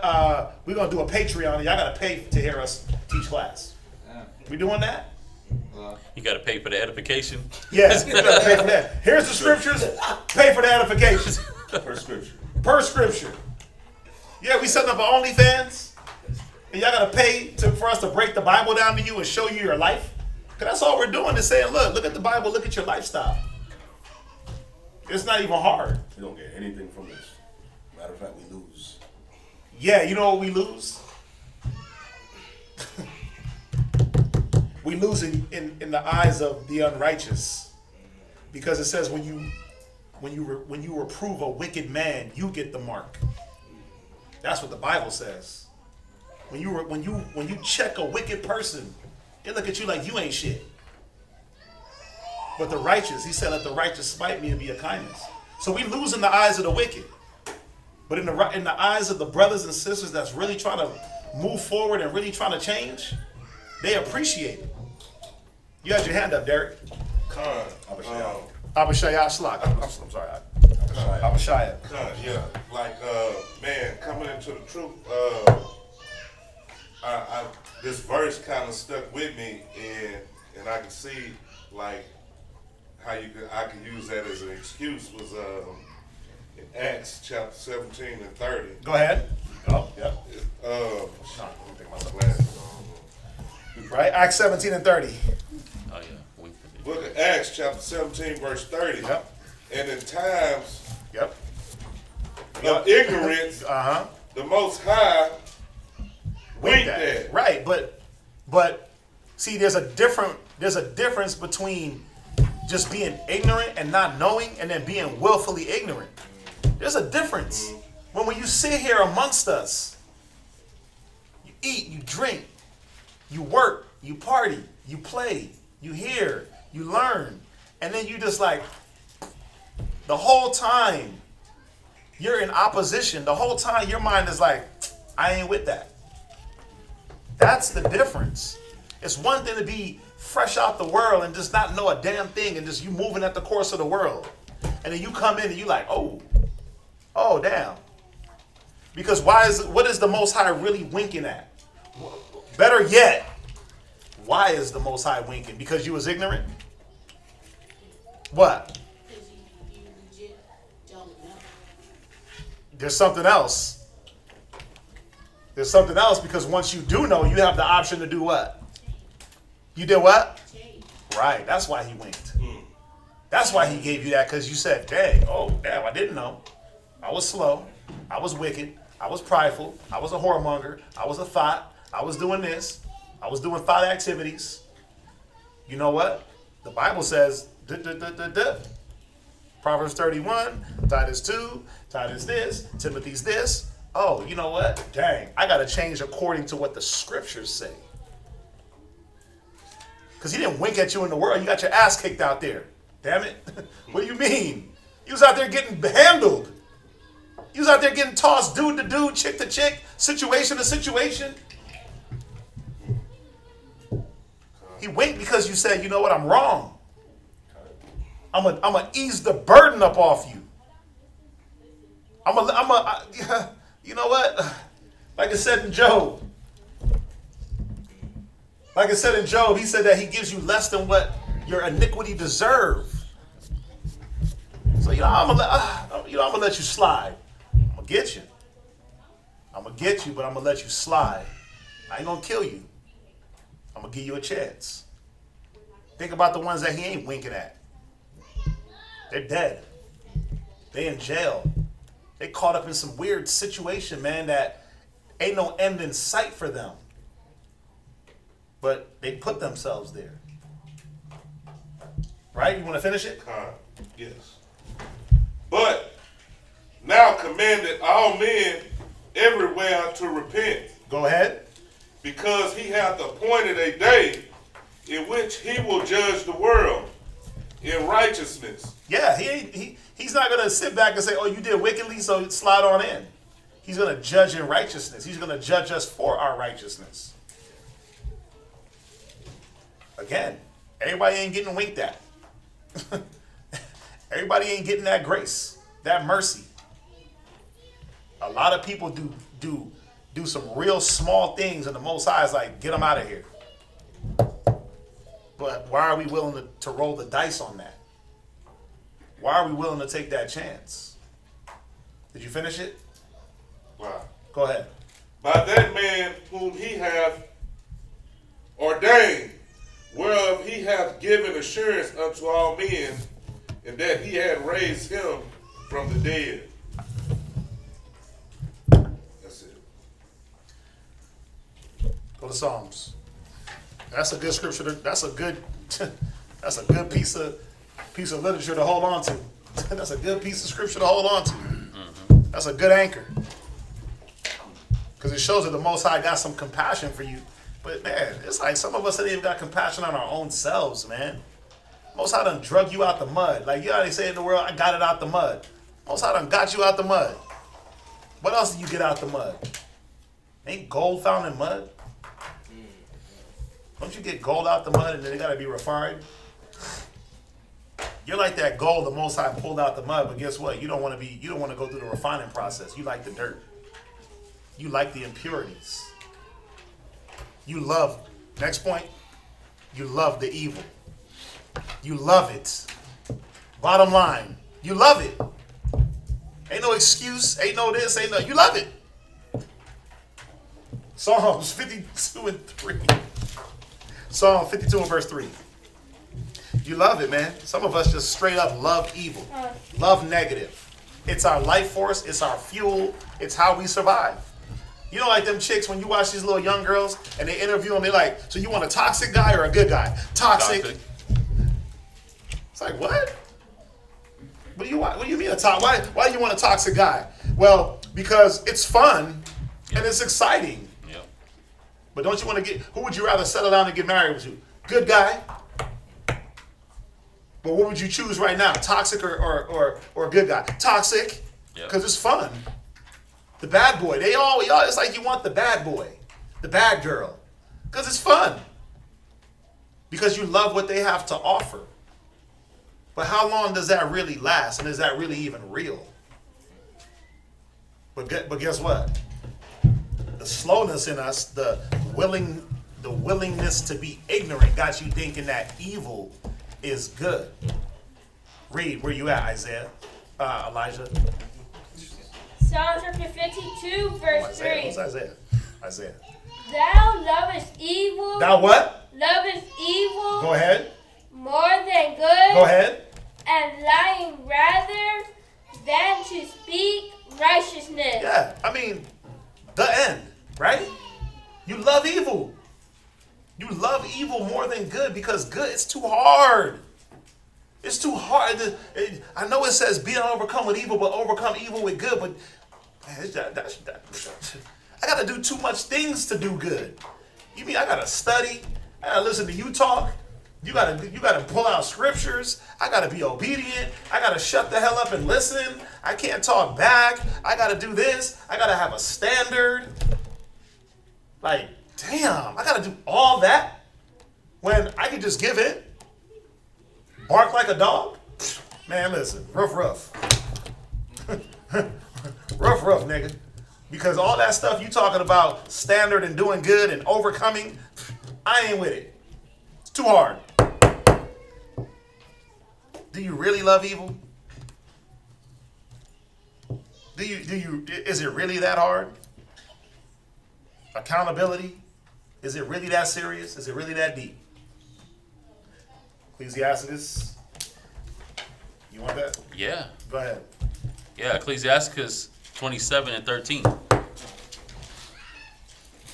don't know how we can do that. It's dope. Yeah, you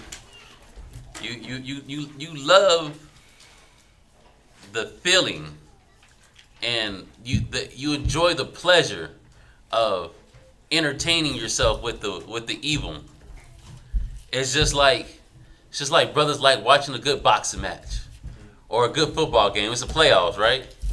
Like watching a good football game. Into sports, right? Read that. Ecclesiasticus chapter 27, verse 13. The discourse of fools is irksome. Irksome. It says the discourse of this foolish person and their foolish mindset, it's irksome. It's a strong irritation, right? It's like, like nails on the chalkboard, like, ugh, like, just stop it. It irks you.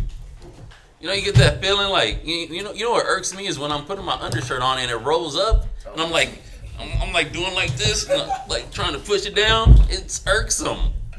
Like, ugh. Oh, it rubs off all your deodorant? Oh, God. That too. It's irksome. When you put your shirt on, brush your teeth, and a little bit of toothpaste drops It's like, on a black shirt, you're like, man, what the fuck, bro? it's irksome. That's how a fool sounds. Irksome. Read on. And their sport is in the wantonness. It's in the what? Wantonness. Their sport, their game, what they enjoy doing. It's fun to me. I like this. That's what I'm lining up for. I'm going to queue up. Yeah, I'm going to queue up. I got next. Ooh, we got next. Who got next? Me? It's like you pull up to the basketball court of wickedness. God. So where's that court where niggas is doing sin at? Because that's where I'm trying to play at. Oh, no. Feast days and righteousness? No, we ain't doing that over there. Bible? 1 Timothy 3? Nah, bruh, stop. No. Where's the 2 Peter's 2 and 10 court? Nope. No. We passed that. Where's where's that court at? No, the 2 Peter's 2 and 10. Oh. Bombastic words, slavery, back in where the dog returned to her vomit, his vomit. God. Where's that basketball court? I need to play on that one. Mm-hmm. Go ahead. It I don't says. know why you pulled it. It says. Read that second precept again. And their sport is in the wantonness of sin. They want the sin. They line up for the sin, like Quetzal was saying. They love it. Because they love it. You know, evil. you know, it's something that I've talked about with bros. You like the feeling of the moment, but what are the repercussions after the fact? You can't love that feeling so much more than the repercussions that's more longer and enduring. But that's why the discourse of the fool is irksome. It's like, don't you know what you're setting yourself up for? What comes to this? Or what comes after this? No, because Satan got the smoke and mirrors on you. No. Not in my house. It ain't Satan. It's you. Con. You smoked and mirrored yourself. When you said, look, it ain't valuable. Look, I don't need it. Look, you ain't talking to me. Look, why are you telling me? Look, I don't know why you saying that. Look, that ain't me. You smoked and mirrored yourself. You tricked yourself. into going to play on that basketball court. We like, come play with us. Look, we good, we family, we friends. We ain't gonna elbow you in the mouth, right? We ain't gonna do the jailhouse basketball. You go to the jail court, they start roughing you up, kicking you in the gut. You know how they play ball in jail? I mean, I don't. I just watch TV shows. But they play rough, right? Because guess what? No blood, no foul. We scratch you. We're like, oh my God, get him a Band-Aid. Ibuprofen. Oh, brother, Salak.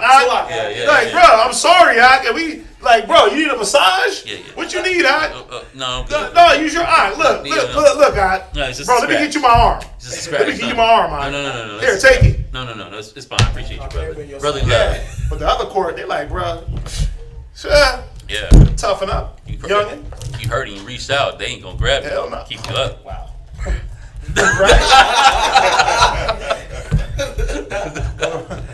Go to Proverbs 14:4. Everything happens for a reason. Some of this guy be bringing up stuff from like 18 years ago. Some of us feed off the negative energy. Some of us, this is what we live for. You ever got that one person that is just, you like, dang, dude, you always just contentious? Like there's never a moment where everything that's said, there's always like some combativeness in them. Like you can't play basketball together. You can't play ball with them. We had a brother like that. Like if you first of all, we all supposed to be brothers on the court, and if you just touch them, why you gotta and it's like, whoa, bro, like we just playing ball. I knew you had a problem with me. It's a foul. That's a foul right there. It's a foul. Con, you right here. Take the ball. You right. It's a foul. Right.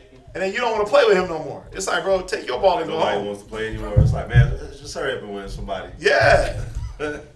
Yeah. God. We all got that person or been around that person where you like, dude. But see, he said it. That type of person is irksome. Ugh, golly. You irk me, not because it's you. It's how you move. Yeah. It's what motivates that person and what fuels that mind. Read on. Proverbs chapter 14, verse 4. Where no oxen are, the crib is clean. But No. Proverbs chapter 4 and verse 14.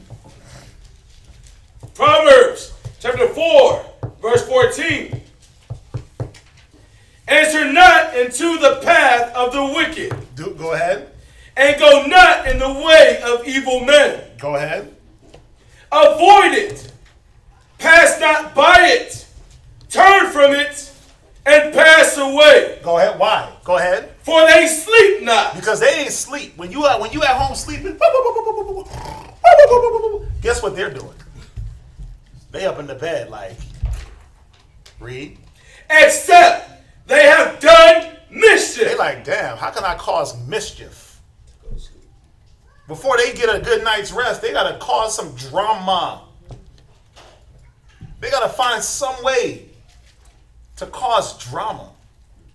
The scriptures say a sinful man disquieted friends and them that are at peace.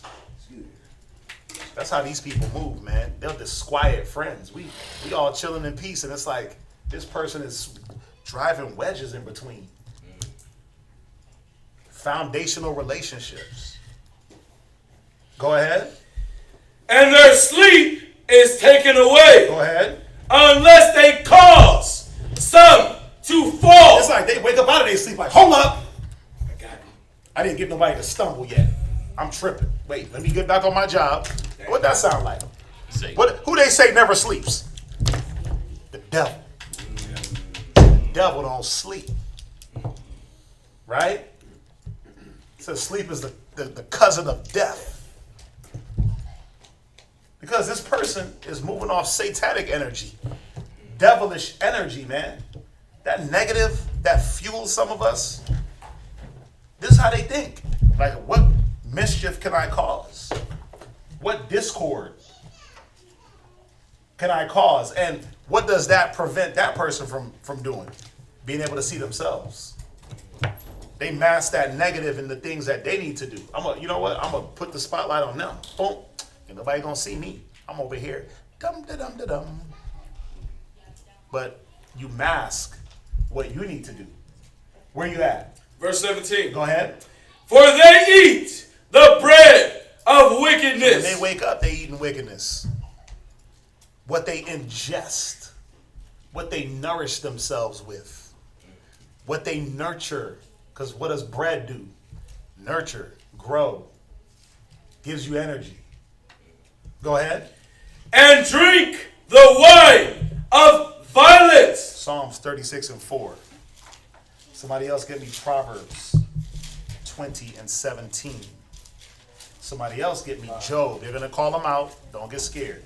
Job 24:5. The brother should be writing them down, and each bro should be getting one. We got readers. Psalms 36:4. Proverbs 20:17. Job 24:5. Read Psalms. Psalms chapter 36, verse 4. Go ahead. He deviseth mischief upon his bed. You see that? That's what it's about. When everybody else is sleeping and quiet, I'm devising ways to sow discord and mischief. I'm out in them lanes.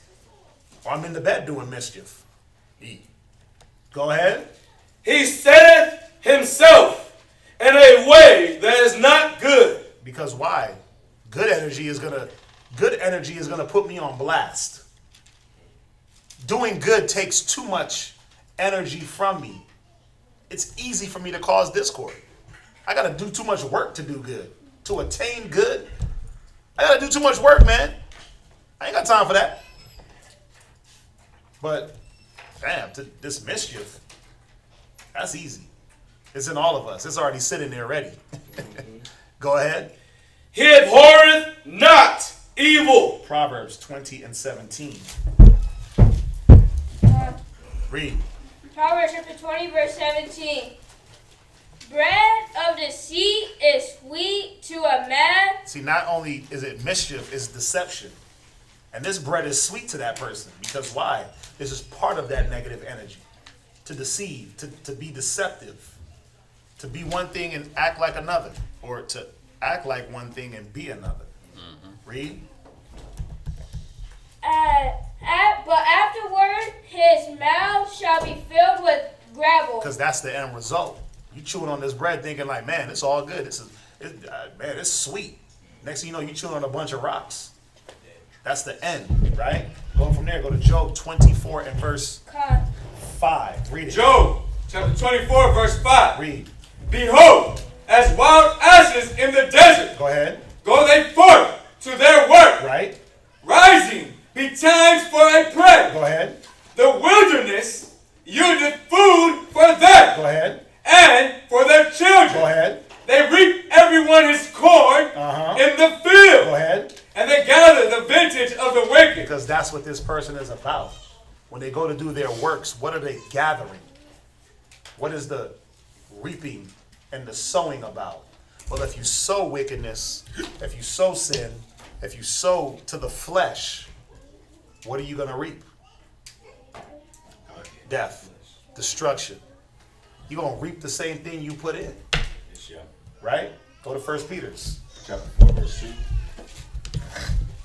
1 Peter chapter 4, verse 2. 1 Peter chapter 4, verse 2. And this is still on the same point of, you feed off the negative energy. Go ahead. That he no longer should live the rest of his time in the flesh and the lusts of men. You see that? This is how we should be living. No longer after the flesh, no longer after the lust. Why? Because believe it or not, man, the flesh and the lust, all that brings to you is negativity. The spirit is what brings the positiveness, but the flesh brings the negative. Go ahead. The flesh is quick. You get Yeah. the quick hit. You get the quick dopamine hit. Yep. You feel good for a second, then you feel whack. Why did Like, damn, why did I do that? Damn, I was doing good. Listen, if you could say, why did I do that? This class is for you. Read. But to the will of the Most High. So you can deny it and be like, well, nope, it's for you.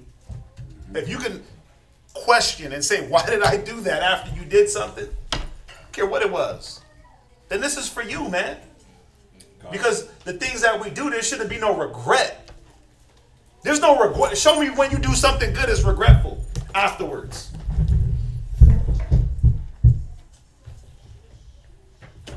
Who got regrets from doing good?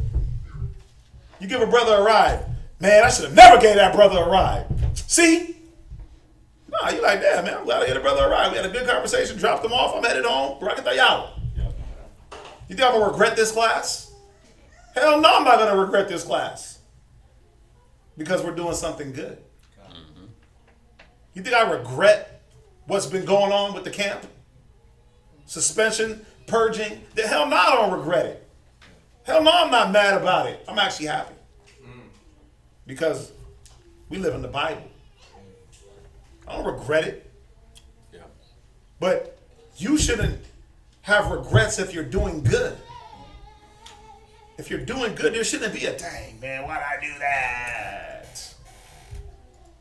Go ahead. Verse 3, go ahead.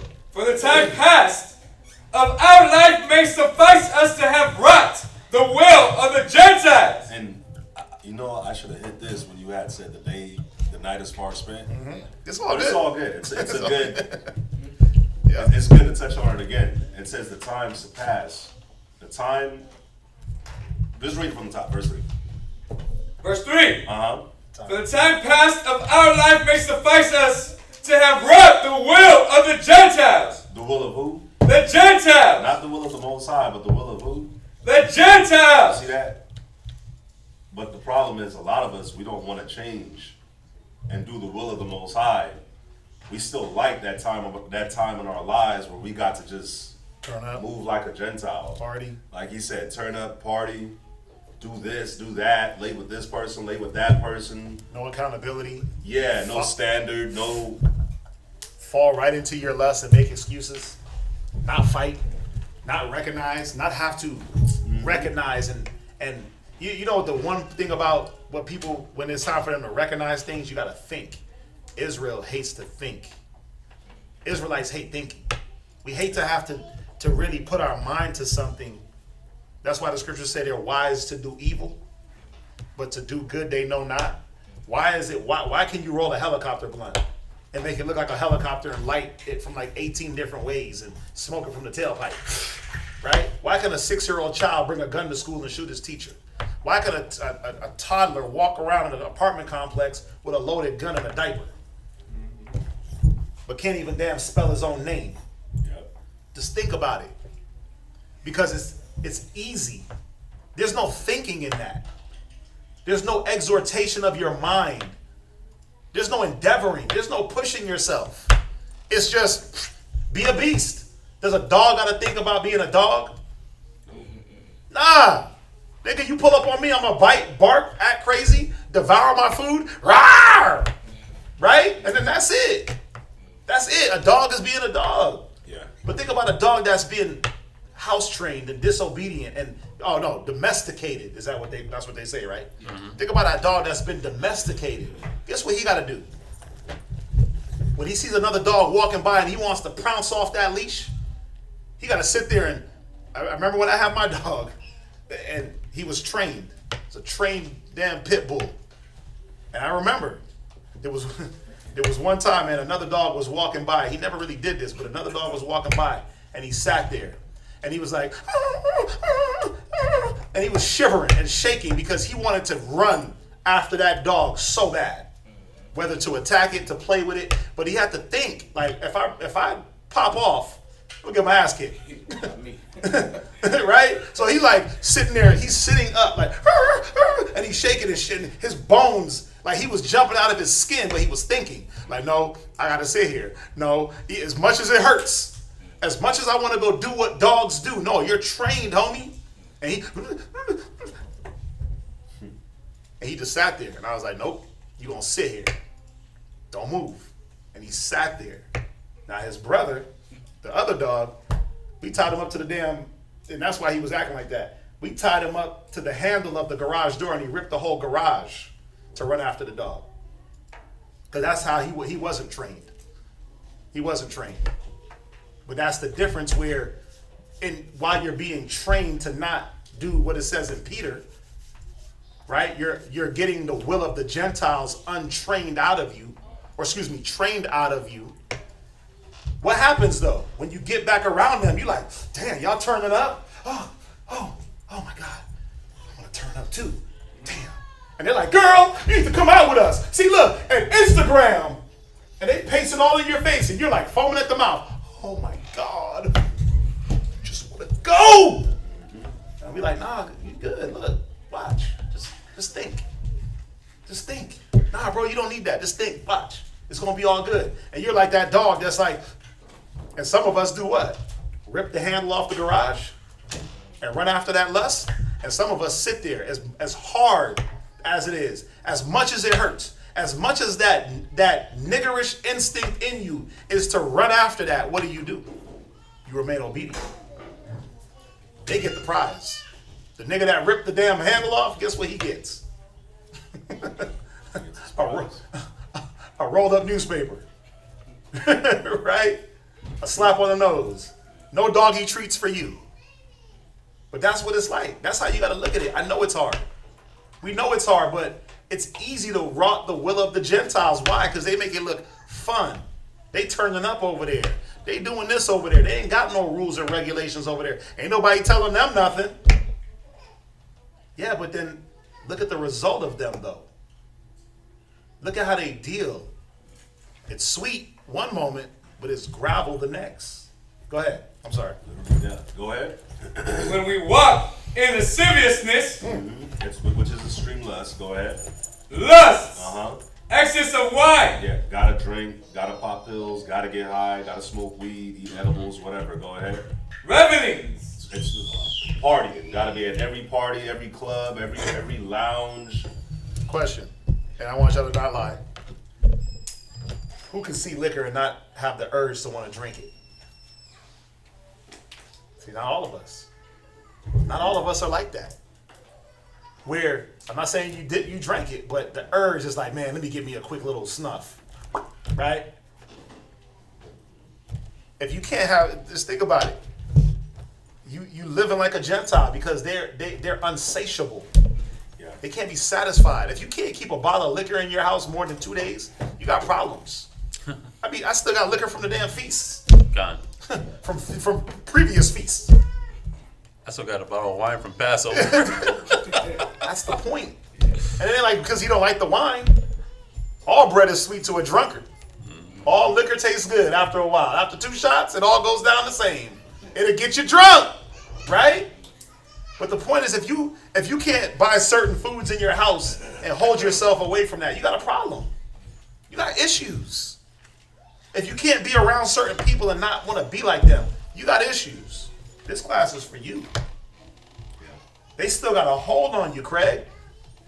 They still got you. Just off the appearance of things, they got you. And it's sad because you were supposed to come up out of that. You were supposed to replace what they had to offer, their seed, with the seeds of wisdom. And you did it for a little bit, and then what'd they do? Nah, listen, that ain't working for you. Look, I got something better. Who had their hand up? Abadiah. Oh, I was just gonna say, I still have liquor from when the pandemic started and we couldn't find alcohol anywhere. Yeah. Like, go get some cheap. Go get something cheap, right? Alcohol, just in case we needed, liquor, just in case we needed alcohol because there was no alcohol. You couldn't buy alcohol. Yeah. Oh, yeah. Yeah, but if your spirit is so tumultuous where you can't even contain for a moment, then there's a problem. Especially after this far in the game. Like really, what work are you doing to yourself? What have you worked on? But see, the problem is this: are you recognizing that that's you? That's the problem. It goes back to not wanting to be real. Go ahead. banquetings, and abominable idolatries, Verse 4. wherein they think it strange that you run not with them to the same excess of riot, Go ahead. speaking evil of you. That's a good thing.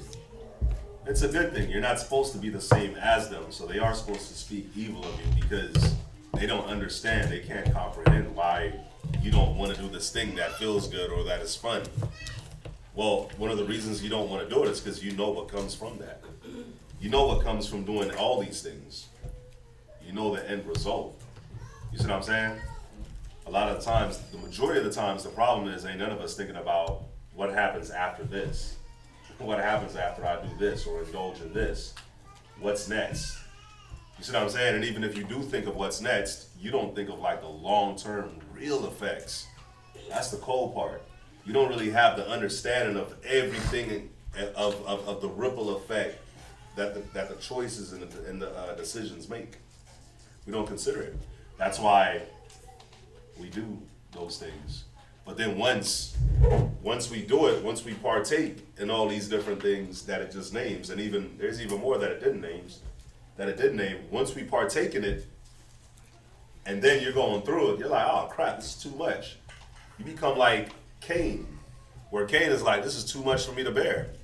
Like, yeah, so what you think was going to happen when you killed your brother, Cain? What the hell you think was going to happen? Like Judas. What do you think? It's like Judas. You sell out Christ and then you're like, I can't deal with this no more. Let me go kill myself. Yeah, you get the 300 shekels of silver, and it's like, you realize that. 30. Oh, see, my bad. See, Wasn't even that much. Damn, that's even worse. Yeah, I said 300. It's like 30. Yeah, So 30 pieces. So you get the 30 shekels of silver, and it's like, damn, this really wasn't worth it. But then now, like, what you got to live with after knowing what you did, it's too damn much where you want to go and kill yourself.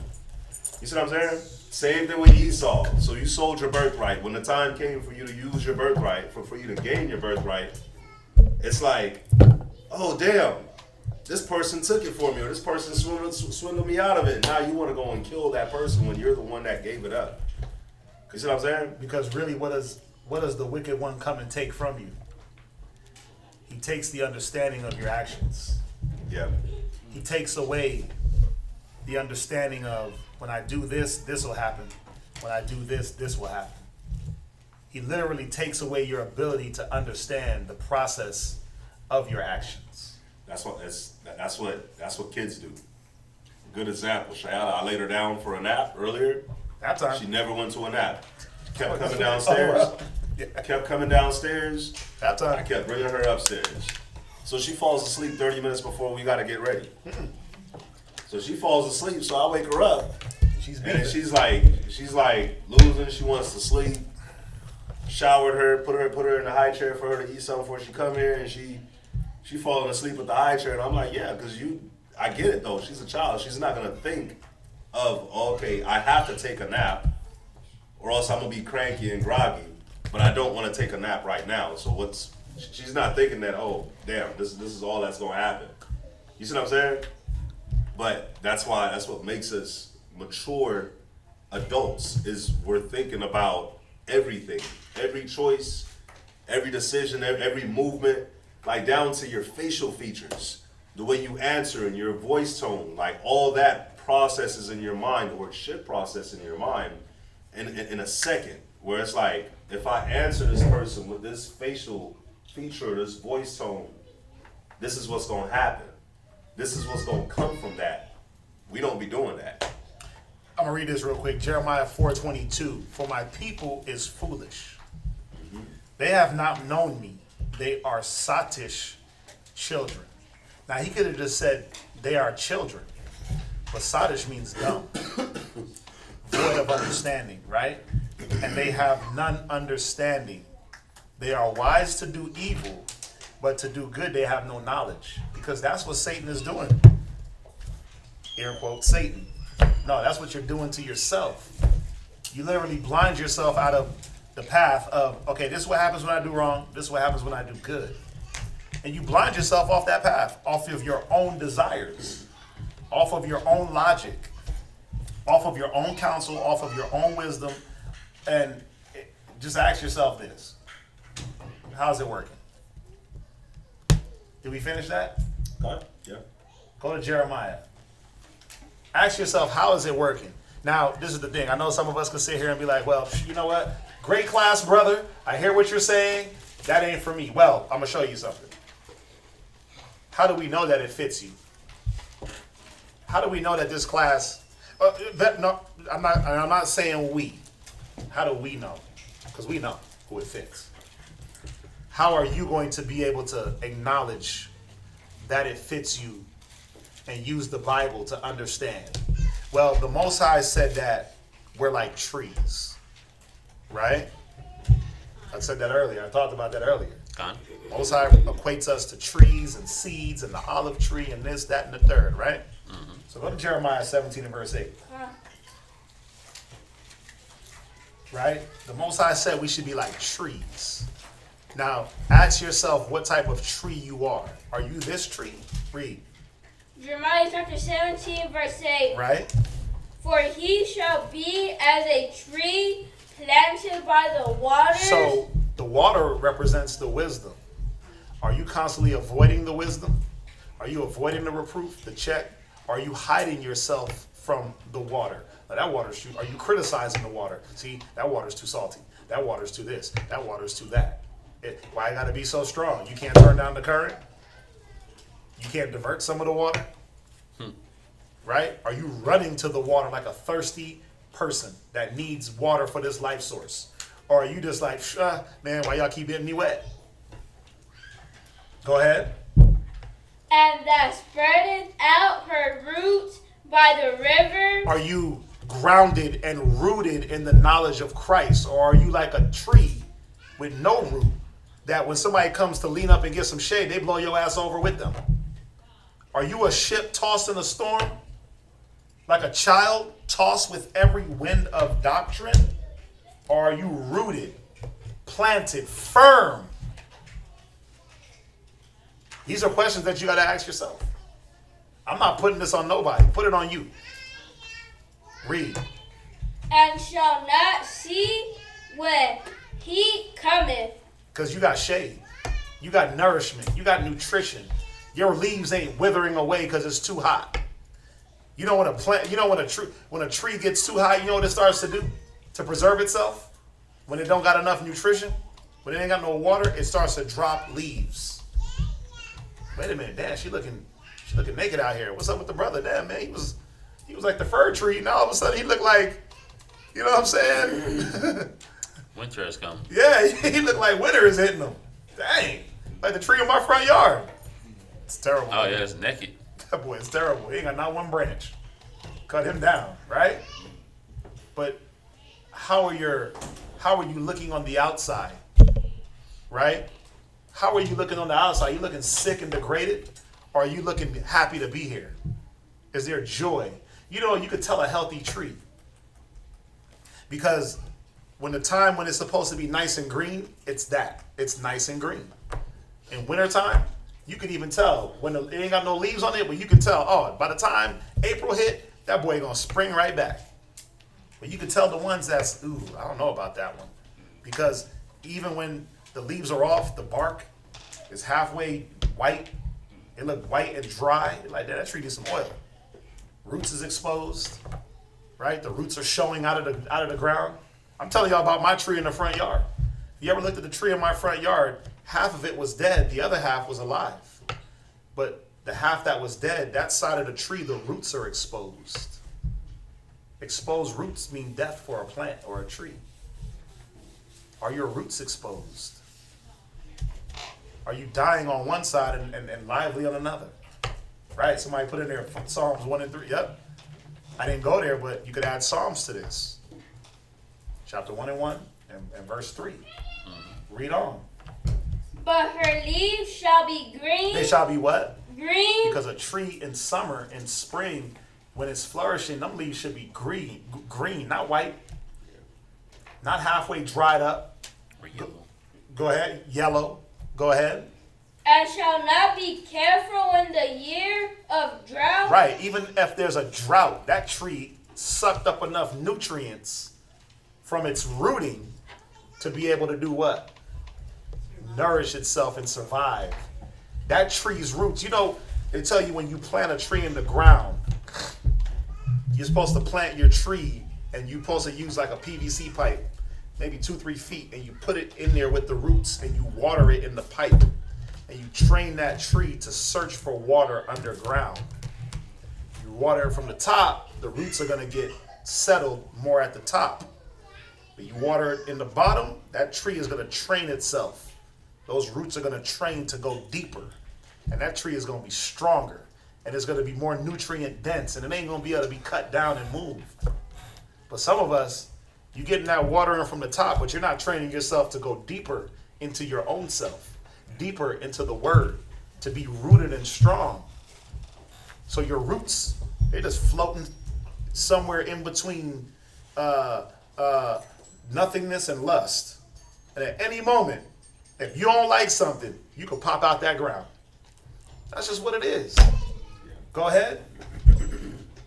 Neither shall cease from yielding fruit. Neither shall what? Cease from yielding fruit. When it's time for you to give it up. Listen, the fruit is this. We sit in class. You go through the scriptures. You learn about yourself. You learn how to change yourself. The fruit is the change. The fruit is, oh, wow. So Passover is coming up, right? Passover is coming up. We know that's about to be what for the sisters? Right? That's about to be sacrificed on a whole nother level. Right? But see, the fruit of that is to do the sacrifice and not complain, bitch, murmur, moan, backbite, tattletale about why they got us here all these hours? Why this? Why that? Well, see, you ain't bearing no fruit. Because the whole time you was sucking up the nourishment. The fruit is that you understood, oh, damn, this is the time for us to sacrifice. This is the time for us to push ourselves. If at any time, this is it. Go from there. Go to Ecclesiasticus 27 and verse 6. Somebody else give me Matthew 7 and 16. Matthew 7. Ecclesiasticus, what did I say? 27 verse 6. Read it. Ecclesiasticus chapter 27 verse 6. Go ahead.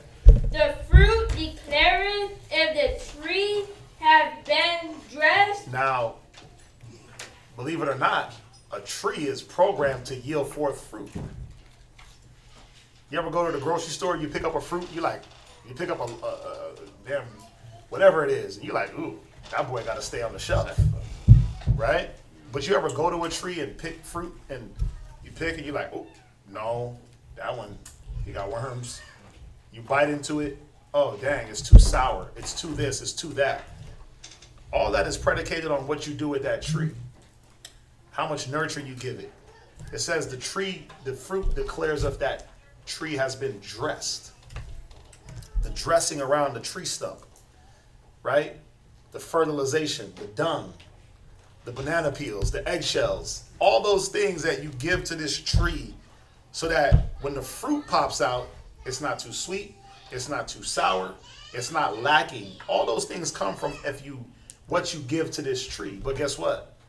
Your fruit is declared, or the way you've been dressed is declared by the way you talk. What comes out your mouth? Oh, dude, that was sharp. She might not be dressing herself with the right scriptures. Damn, that was mean. He might not be dressing himself with the right scriptures.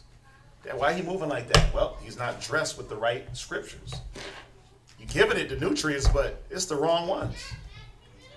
The fruit is gonna declare what you're giving yourself, because if you're the tree, you're responsible for your nurture, right? We're responsible for it too, but the scriptures say you got houses to eat. You better eat at home. Don't you got houses to eat? That ain't the time for you to sit back and listen to music and kick it and chill. That's the time for you to dive in and nurture yourself. But see, what happens is the fruit that comes from you tells us what you do on your own time. If I had to give it up for attendance, y'all all get an A+. Class attendance, y'all all get an A+. Everybody's here for the most part. But how come I'm not overcoming my demons? Well, because it's not about you sitting in front of me and fronting like you listening. It's about when you go home and you got that leisure time, and what do? Everything opposite of the scriptures. You toss the book to the side. You delight in your scorning. You hate wisdom. You love sin. It shows through the fruit of your talk, the fruit of your actions, the fruit of your doing. It shows. That's why we tell you cannot hide. This is why we tell y'all that. Y'all think that we're magicians? What y'all think? We sit around with the crystal ball, show us what she's doing. Then it pops up some weird thing, and then we see, you did this. No, we ain't got to do that. We just let you talk to us. We listen to what comes out your mouth and how it comes out your mouth. We watch the way you move, how you walk, how you talk, how you dress. We look at all of that. And then we say, oh, damn, that fruit's sour. That fruit ain't ripe. It ain't ready. Nobody can partake in that. Keep her away. Keep him away. Because their fruit is tainted. Go to Matthew's. Go to Matthew 7 and 16. Read it. Book of Matthew, chapter 7 and verse 16. Go ahead. Ye shall know them by their fruit. You shall what? Ye shall know them by their fruit. No, their fruit. That's just a cover-up. Ye shall know them by their fruit. Yeah, the Bible says it, but we live it. We do it. We do this. We know each other by the fruit that we bear, man. So you can't hide. You can't hide and act like this ain't me. Read on. Do men gather grapes of thorns? No, they don't. They don't. Nobody's walking into the field like, man, let me get them thorns. We have to get this wine popping, cuz. No. They like, wait a minute. I need those big, thick bushels of grapes. The bunches. I want the Canaanite grapes that 2 men got to carry. Everybody wishes for that. Ain't nobody walking in the field like, man, where's the weed at? The weeds. Where's the weeds at? Where's the dandelions? Ain't nobody doing that. You're looking for something that you can use, that you can make product with, that you can nourish. Go ahead. Or figs of thistles? Read. Even so, every good tree bringeth forth good fruit. Every good tree is going to bring forth its product. If that tree was dressed and taken care of and nurtured and trimmed and this and that, the fruit's going to declare it. If that tree was neglected and lacked nurture, guess what? That fruit's going to be dry or it won't even have none. It'll barely. You're looking at the tree like, damn, but like half the tree got fruit. What the hell's going on here? Go ahead. But a corrupt tree. But a what? A corrupt tree. Go ahead. Bringeth forth evil fruit. Yeah. So there's no guessing. There's no guessing game, man. There ain't no, it's a conspiracy. You are what you are. You could either be the corrupt tree or you could be the good tree. But your fruit, the thing that comes from you, out of your mouth, out of your actions, that's going to declare who you are. You can't lie about that. The scriptures ain't going to lie about that. Go ahead. A good tree cannot bring forth evil fruit. Go ahead.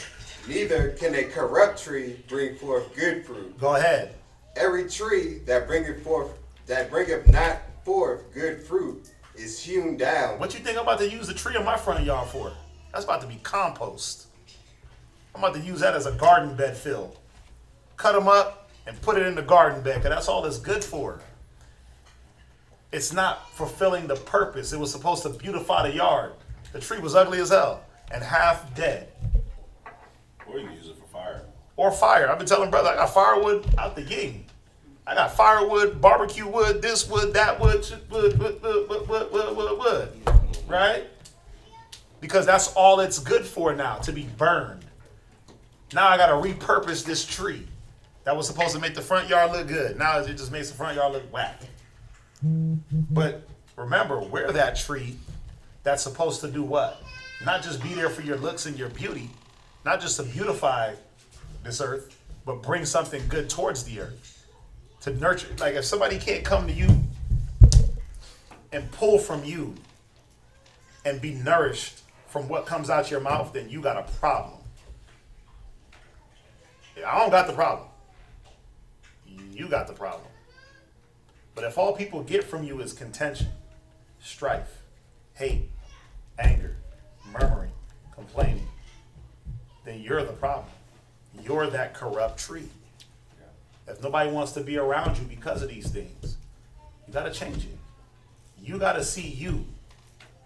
If your way is right in your own eyes and you're the only one doing what you're doing, then I got to tell you something. Right? Why am I holding your elbow? Why am I holding your arm? Where we at? Go there.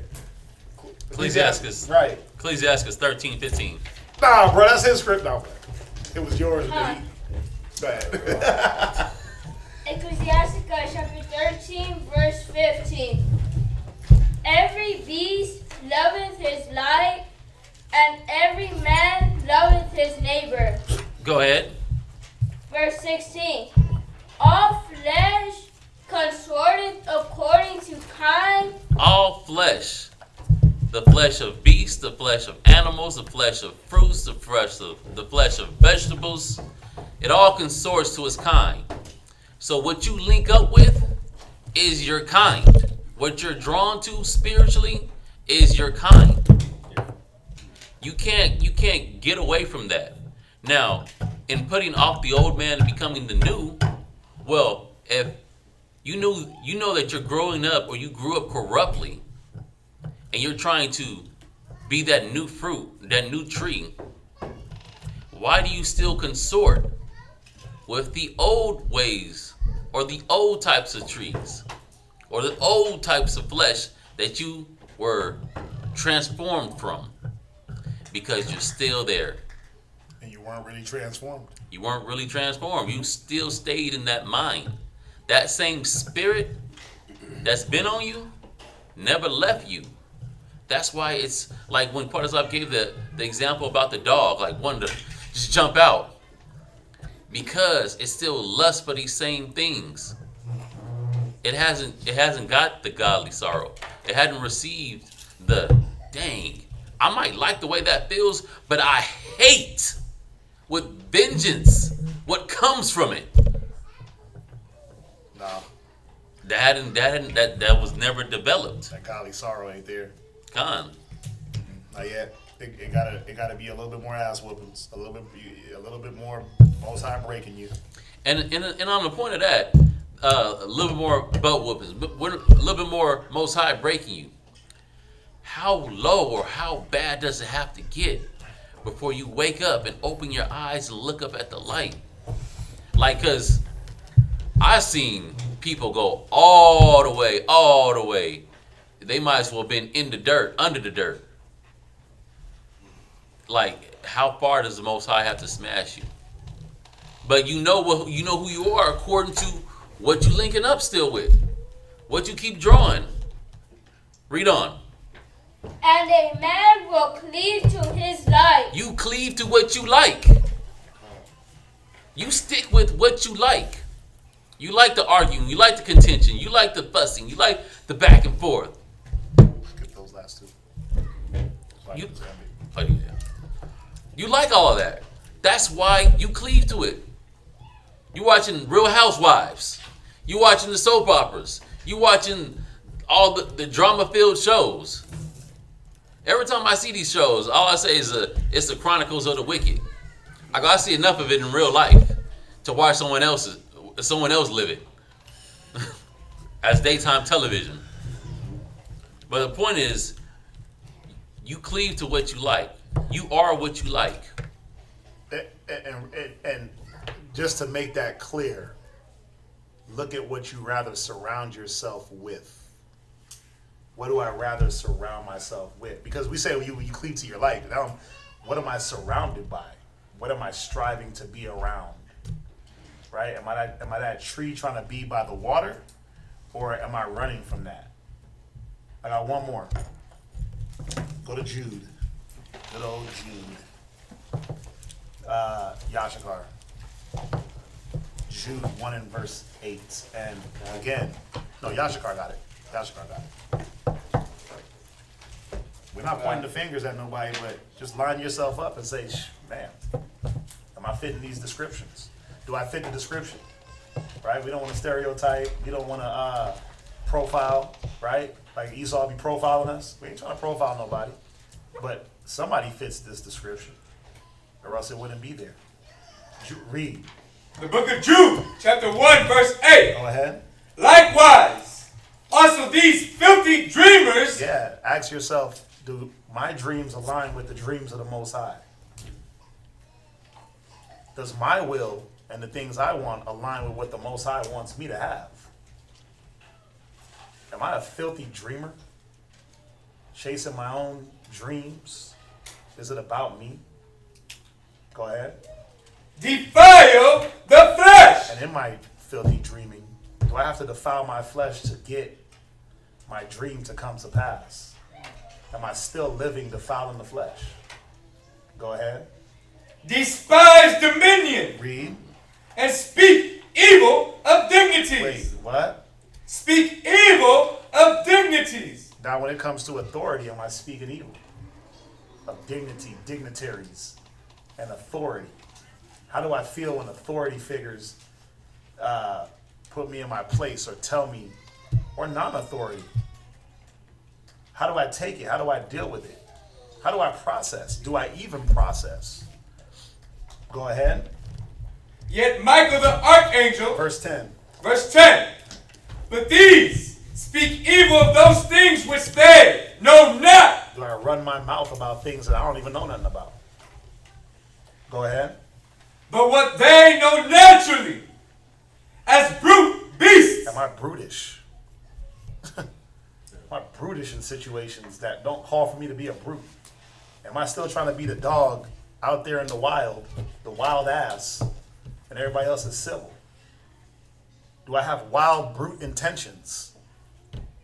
See, these are things you got to ask yourself. Like, you want to know how to use the Bible? I'm showing y'all. This is how you do it. Because when I read this, I'm like, okay, damn. Got to stop doing that. Oh, wow. Okay. Cut. Damn. Right? I'm feeling this. But are you? Does it apply to you? I'll make it apply to me even if it don't. So I can try to do better. That's his thing. I learned that. I took that from him. Like, no, I'm going to make it apply. I'm going to find some way to make that apply to me so I can do better. But are you making it apply so you can change, or are you disannulling it? Go ahead. In those things they corrupt themselves. Am I not corrupted in the things that I'm chasing and going after? Am I corrupting my reputation? Is my mind corrupted from the simplicity that's in Christ? Go ahead. Woe unto them! Go ahead. For they have gone in the way of Cain. Yeah. Now, you might not be out here physically murdering nobody, but the way you move, does it have a murderous intention? Is it a traitor intention? Traitors are like murderers. Because when you need them, guess what? They'll watch you die. They ain't got to kill you. They'll just watch you die. They'll sit back and watch you need something and let you suffer. Yep. So I ain't got to pick the stone up like Cain did and knock you over the head. But you gonna watch me die? Or they have the opportunity just to help you, but they won't. They won't. You know, it's like, I ain't using this, but it's like Scar and Lion King. No, it's exactly like that. It's Like a perfect his own brother example. asked him for help, and then he was like, nope. Matter of fact, he helped kill him. Yep. He helped kill him, but he could have helped him. Yep. Go ahead. And ran greedily after the error of Balaam for reward. Am I here for the reward? Am I here for the... Like, listen, I'm going to tell y'all something. We ain't rich. We ain't never going to be rich. So if you ever came to this camp or this school to get rich or even have money, sorry. It ain't happened in 20-something years. It ain't never going to happen. We're going to get what we get, our daily bread. We're going to be able to pay the lights, the school, a car, or some rent, and we're going to be able to live by the skin of our teeth. The just shall live by faith. Yeah. What reward are you trying to get? Read on.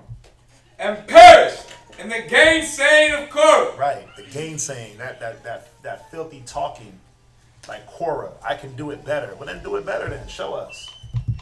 Show us. But how can you do it better when your judgment is still cloudy? You still barely changing from the old woman to old man. How can you do it better when you still falling to Satan's old tricks from 30 years ago? He ain't coming with nothing new. The same old temptation is getting you. The same demon is tripping you up, and you're like, I don't know how I got here. But we can sit there and pinpoint everything that you did to get there. We even told you before it happened. That's all we do. Tell brothers and sisters before it happens, and it happens. It's like, how'd you know that? That ain't like, it wasn't hard to tell. I mean, how didn't we know? I mean, come on. It don't take rocket science, right? Read on.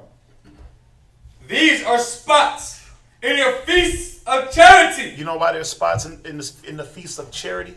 Because they're not charitable. When it's time for them to give, when it's time for you to get up and clean and do this and do that, you sitting your ass down and leaving. That's how you know. That's how you spot who's who and who's what. I don't got to point it out. The Bible is pointing it out. When it's time for you to be charitable and give yourself, is that what you're doing, or is it about yourself? Go ahead. When they feast with you. Because you'll eat, you'll drink, you'll shots, party, turn up, read. Feeding themselves without fear. But you'll do it without fear. Without understanding that the feast ain't about the damn food, man. When you sit amongst us, and you sit here in class, and you sit amongst sisters, and you go to the sewing meetings, and you go to the mall, and you go to EO training, and you go to Hebrew Academy, that's you feasting and saying, I'm trying to partake in this life. But at any moment you can back out, you got a damn problem. That's you eating with no fear. That's you with no fear. I'm going to partake and then I'm not going to partake. And then it's like, you know what? Oh, well.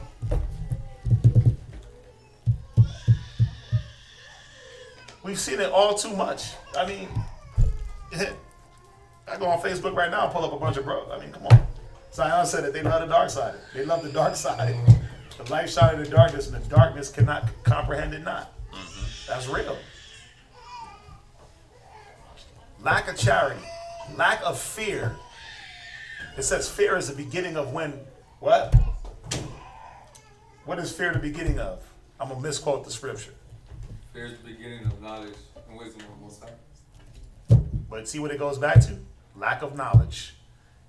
The willingness to not understand. Willingly ignorant. If I don't understand, I can't be accountable. Sorry. He that knew his master's will and prepared himself not is beaten with many stripes. He that knew not the master's will and prepared himself not is beaten with less stripes. You still gonna get your butt kicked. You can't escape. Your logic ain't working. That's that, like Kazak be saying, that Kmart wisdom. That old Kmart, Walmart wisdom, that don't work over here, man. You're not gonna slither your way out of accountability with the Most High. It ain't me. It's the Most High. Read. Clouds they are without water. Go ahead. Carried about of winds. Because what does a cloud do when you're having a good time? It blocks out the light. It makes everybody want to go inside. Damn, we got to run for cover. And then you get even worse, mad because why? Damn, it didn't even rain. You like that cloud, dark and gloomy. Trying to plan your day. Just, yeah, you're like, oh dang, man, I can't wear the certain shirt. Yeah. Or I can't ride with the roof open or whatever the case may be. But what did it do? It puts a gloominess on the situation. Go ahead. Trees whose fruits withereth. See, you see that? Mm-hmm. You see what's going on here? It goes right back to that tree. Your fruit. No, why does fruit wither on a tree? Why does fruit wither on a tree? It's not because ain't nobody there to pick it. What? Roots ain't good.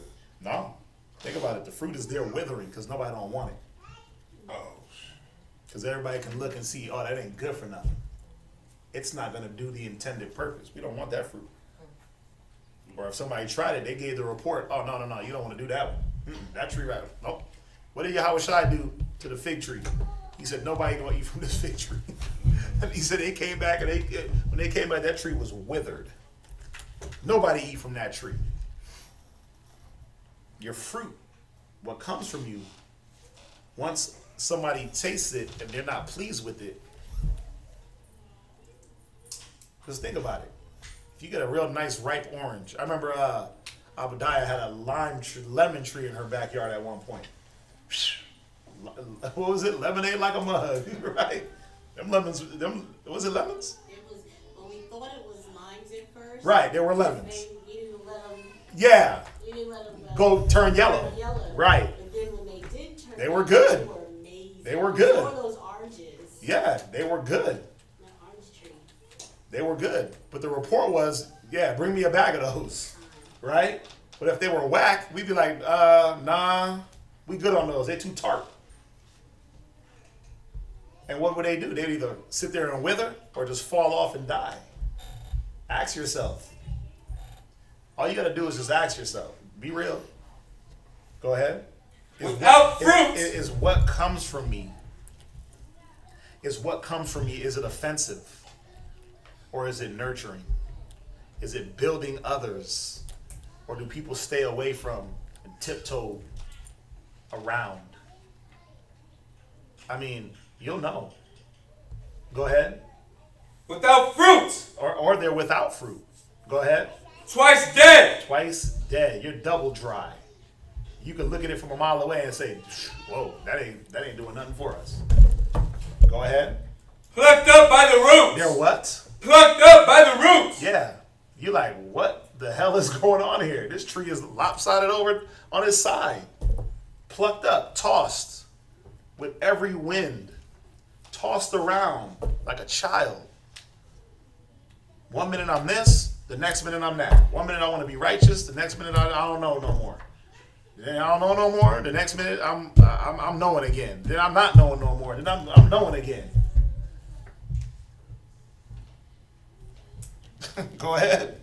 Raging waves of the sea. They're what? Raging waves of the sea. Nobody wants to surf the raging waves, right? We like nice, calm beaches where the water is just,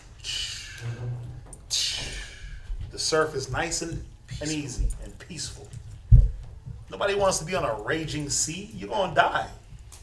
So ask yourself, are you a raging brute animal where nobody wants to take that chance? Go ahead. Foaming out their own shame. Doing what? Foaming out their own shame. I mean, how do you know a fool? Because you see his folly. You see her folly. Read on. Wandering stars. Doing what? Wandering stars. Yeah, you just all over the place. Read on. To whom is reserved the blackness. The what? Reserved the blackness. John 1:5, and the light shineth in the darkness, and the darkness comprehend it not. A star is supposed to shine bright. How is a star reserved for blackness? You're not supposed to be the candle that people put in a bush. You are the lights of the world. Read on. The blackness of darkness forever. Jump to 16.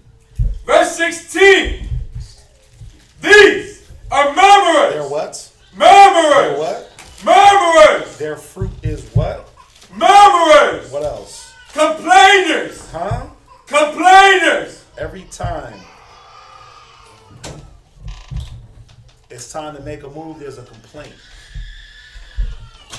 Every time there's time to bring forth fruit, every time there's a situation to preserve this tree, the tree finds a way to escape through their complaints and their murmuring. What did it say? It's irksome. Kind. Read. Walking after their own lusts. Huh? Walking after their own lusts. How do you know that this applies to you? Read it again. Walking after their own lusts. If it's about you and you solely, if it's about who makes me feel good, what makes me feel good, and it ain't got nothing to do with the spirit of the Most High, then this is you.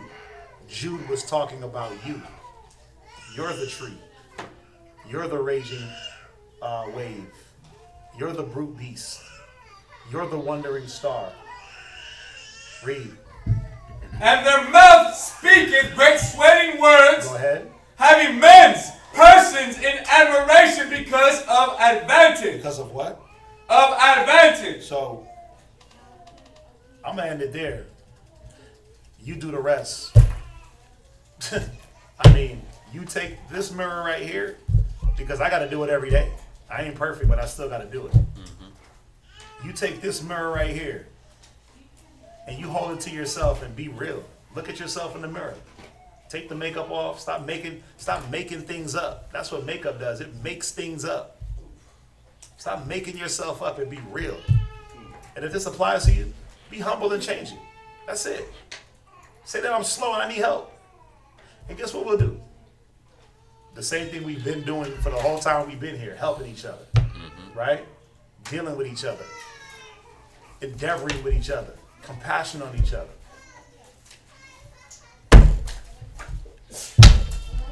Anyway,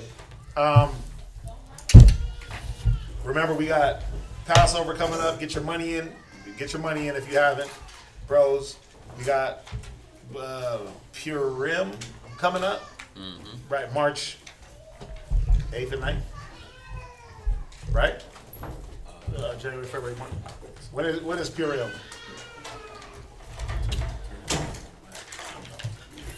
It's in March though, right?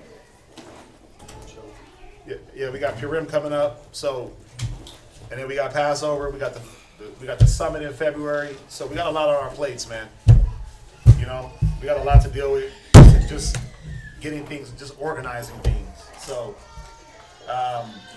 just look out for those things. If anything you want to help out with or donate to, you can do so.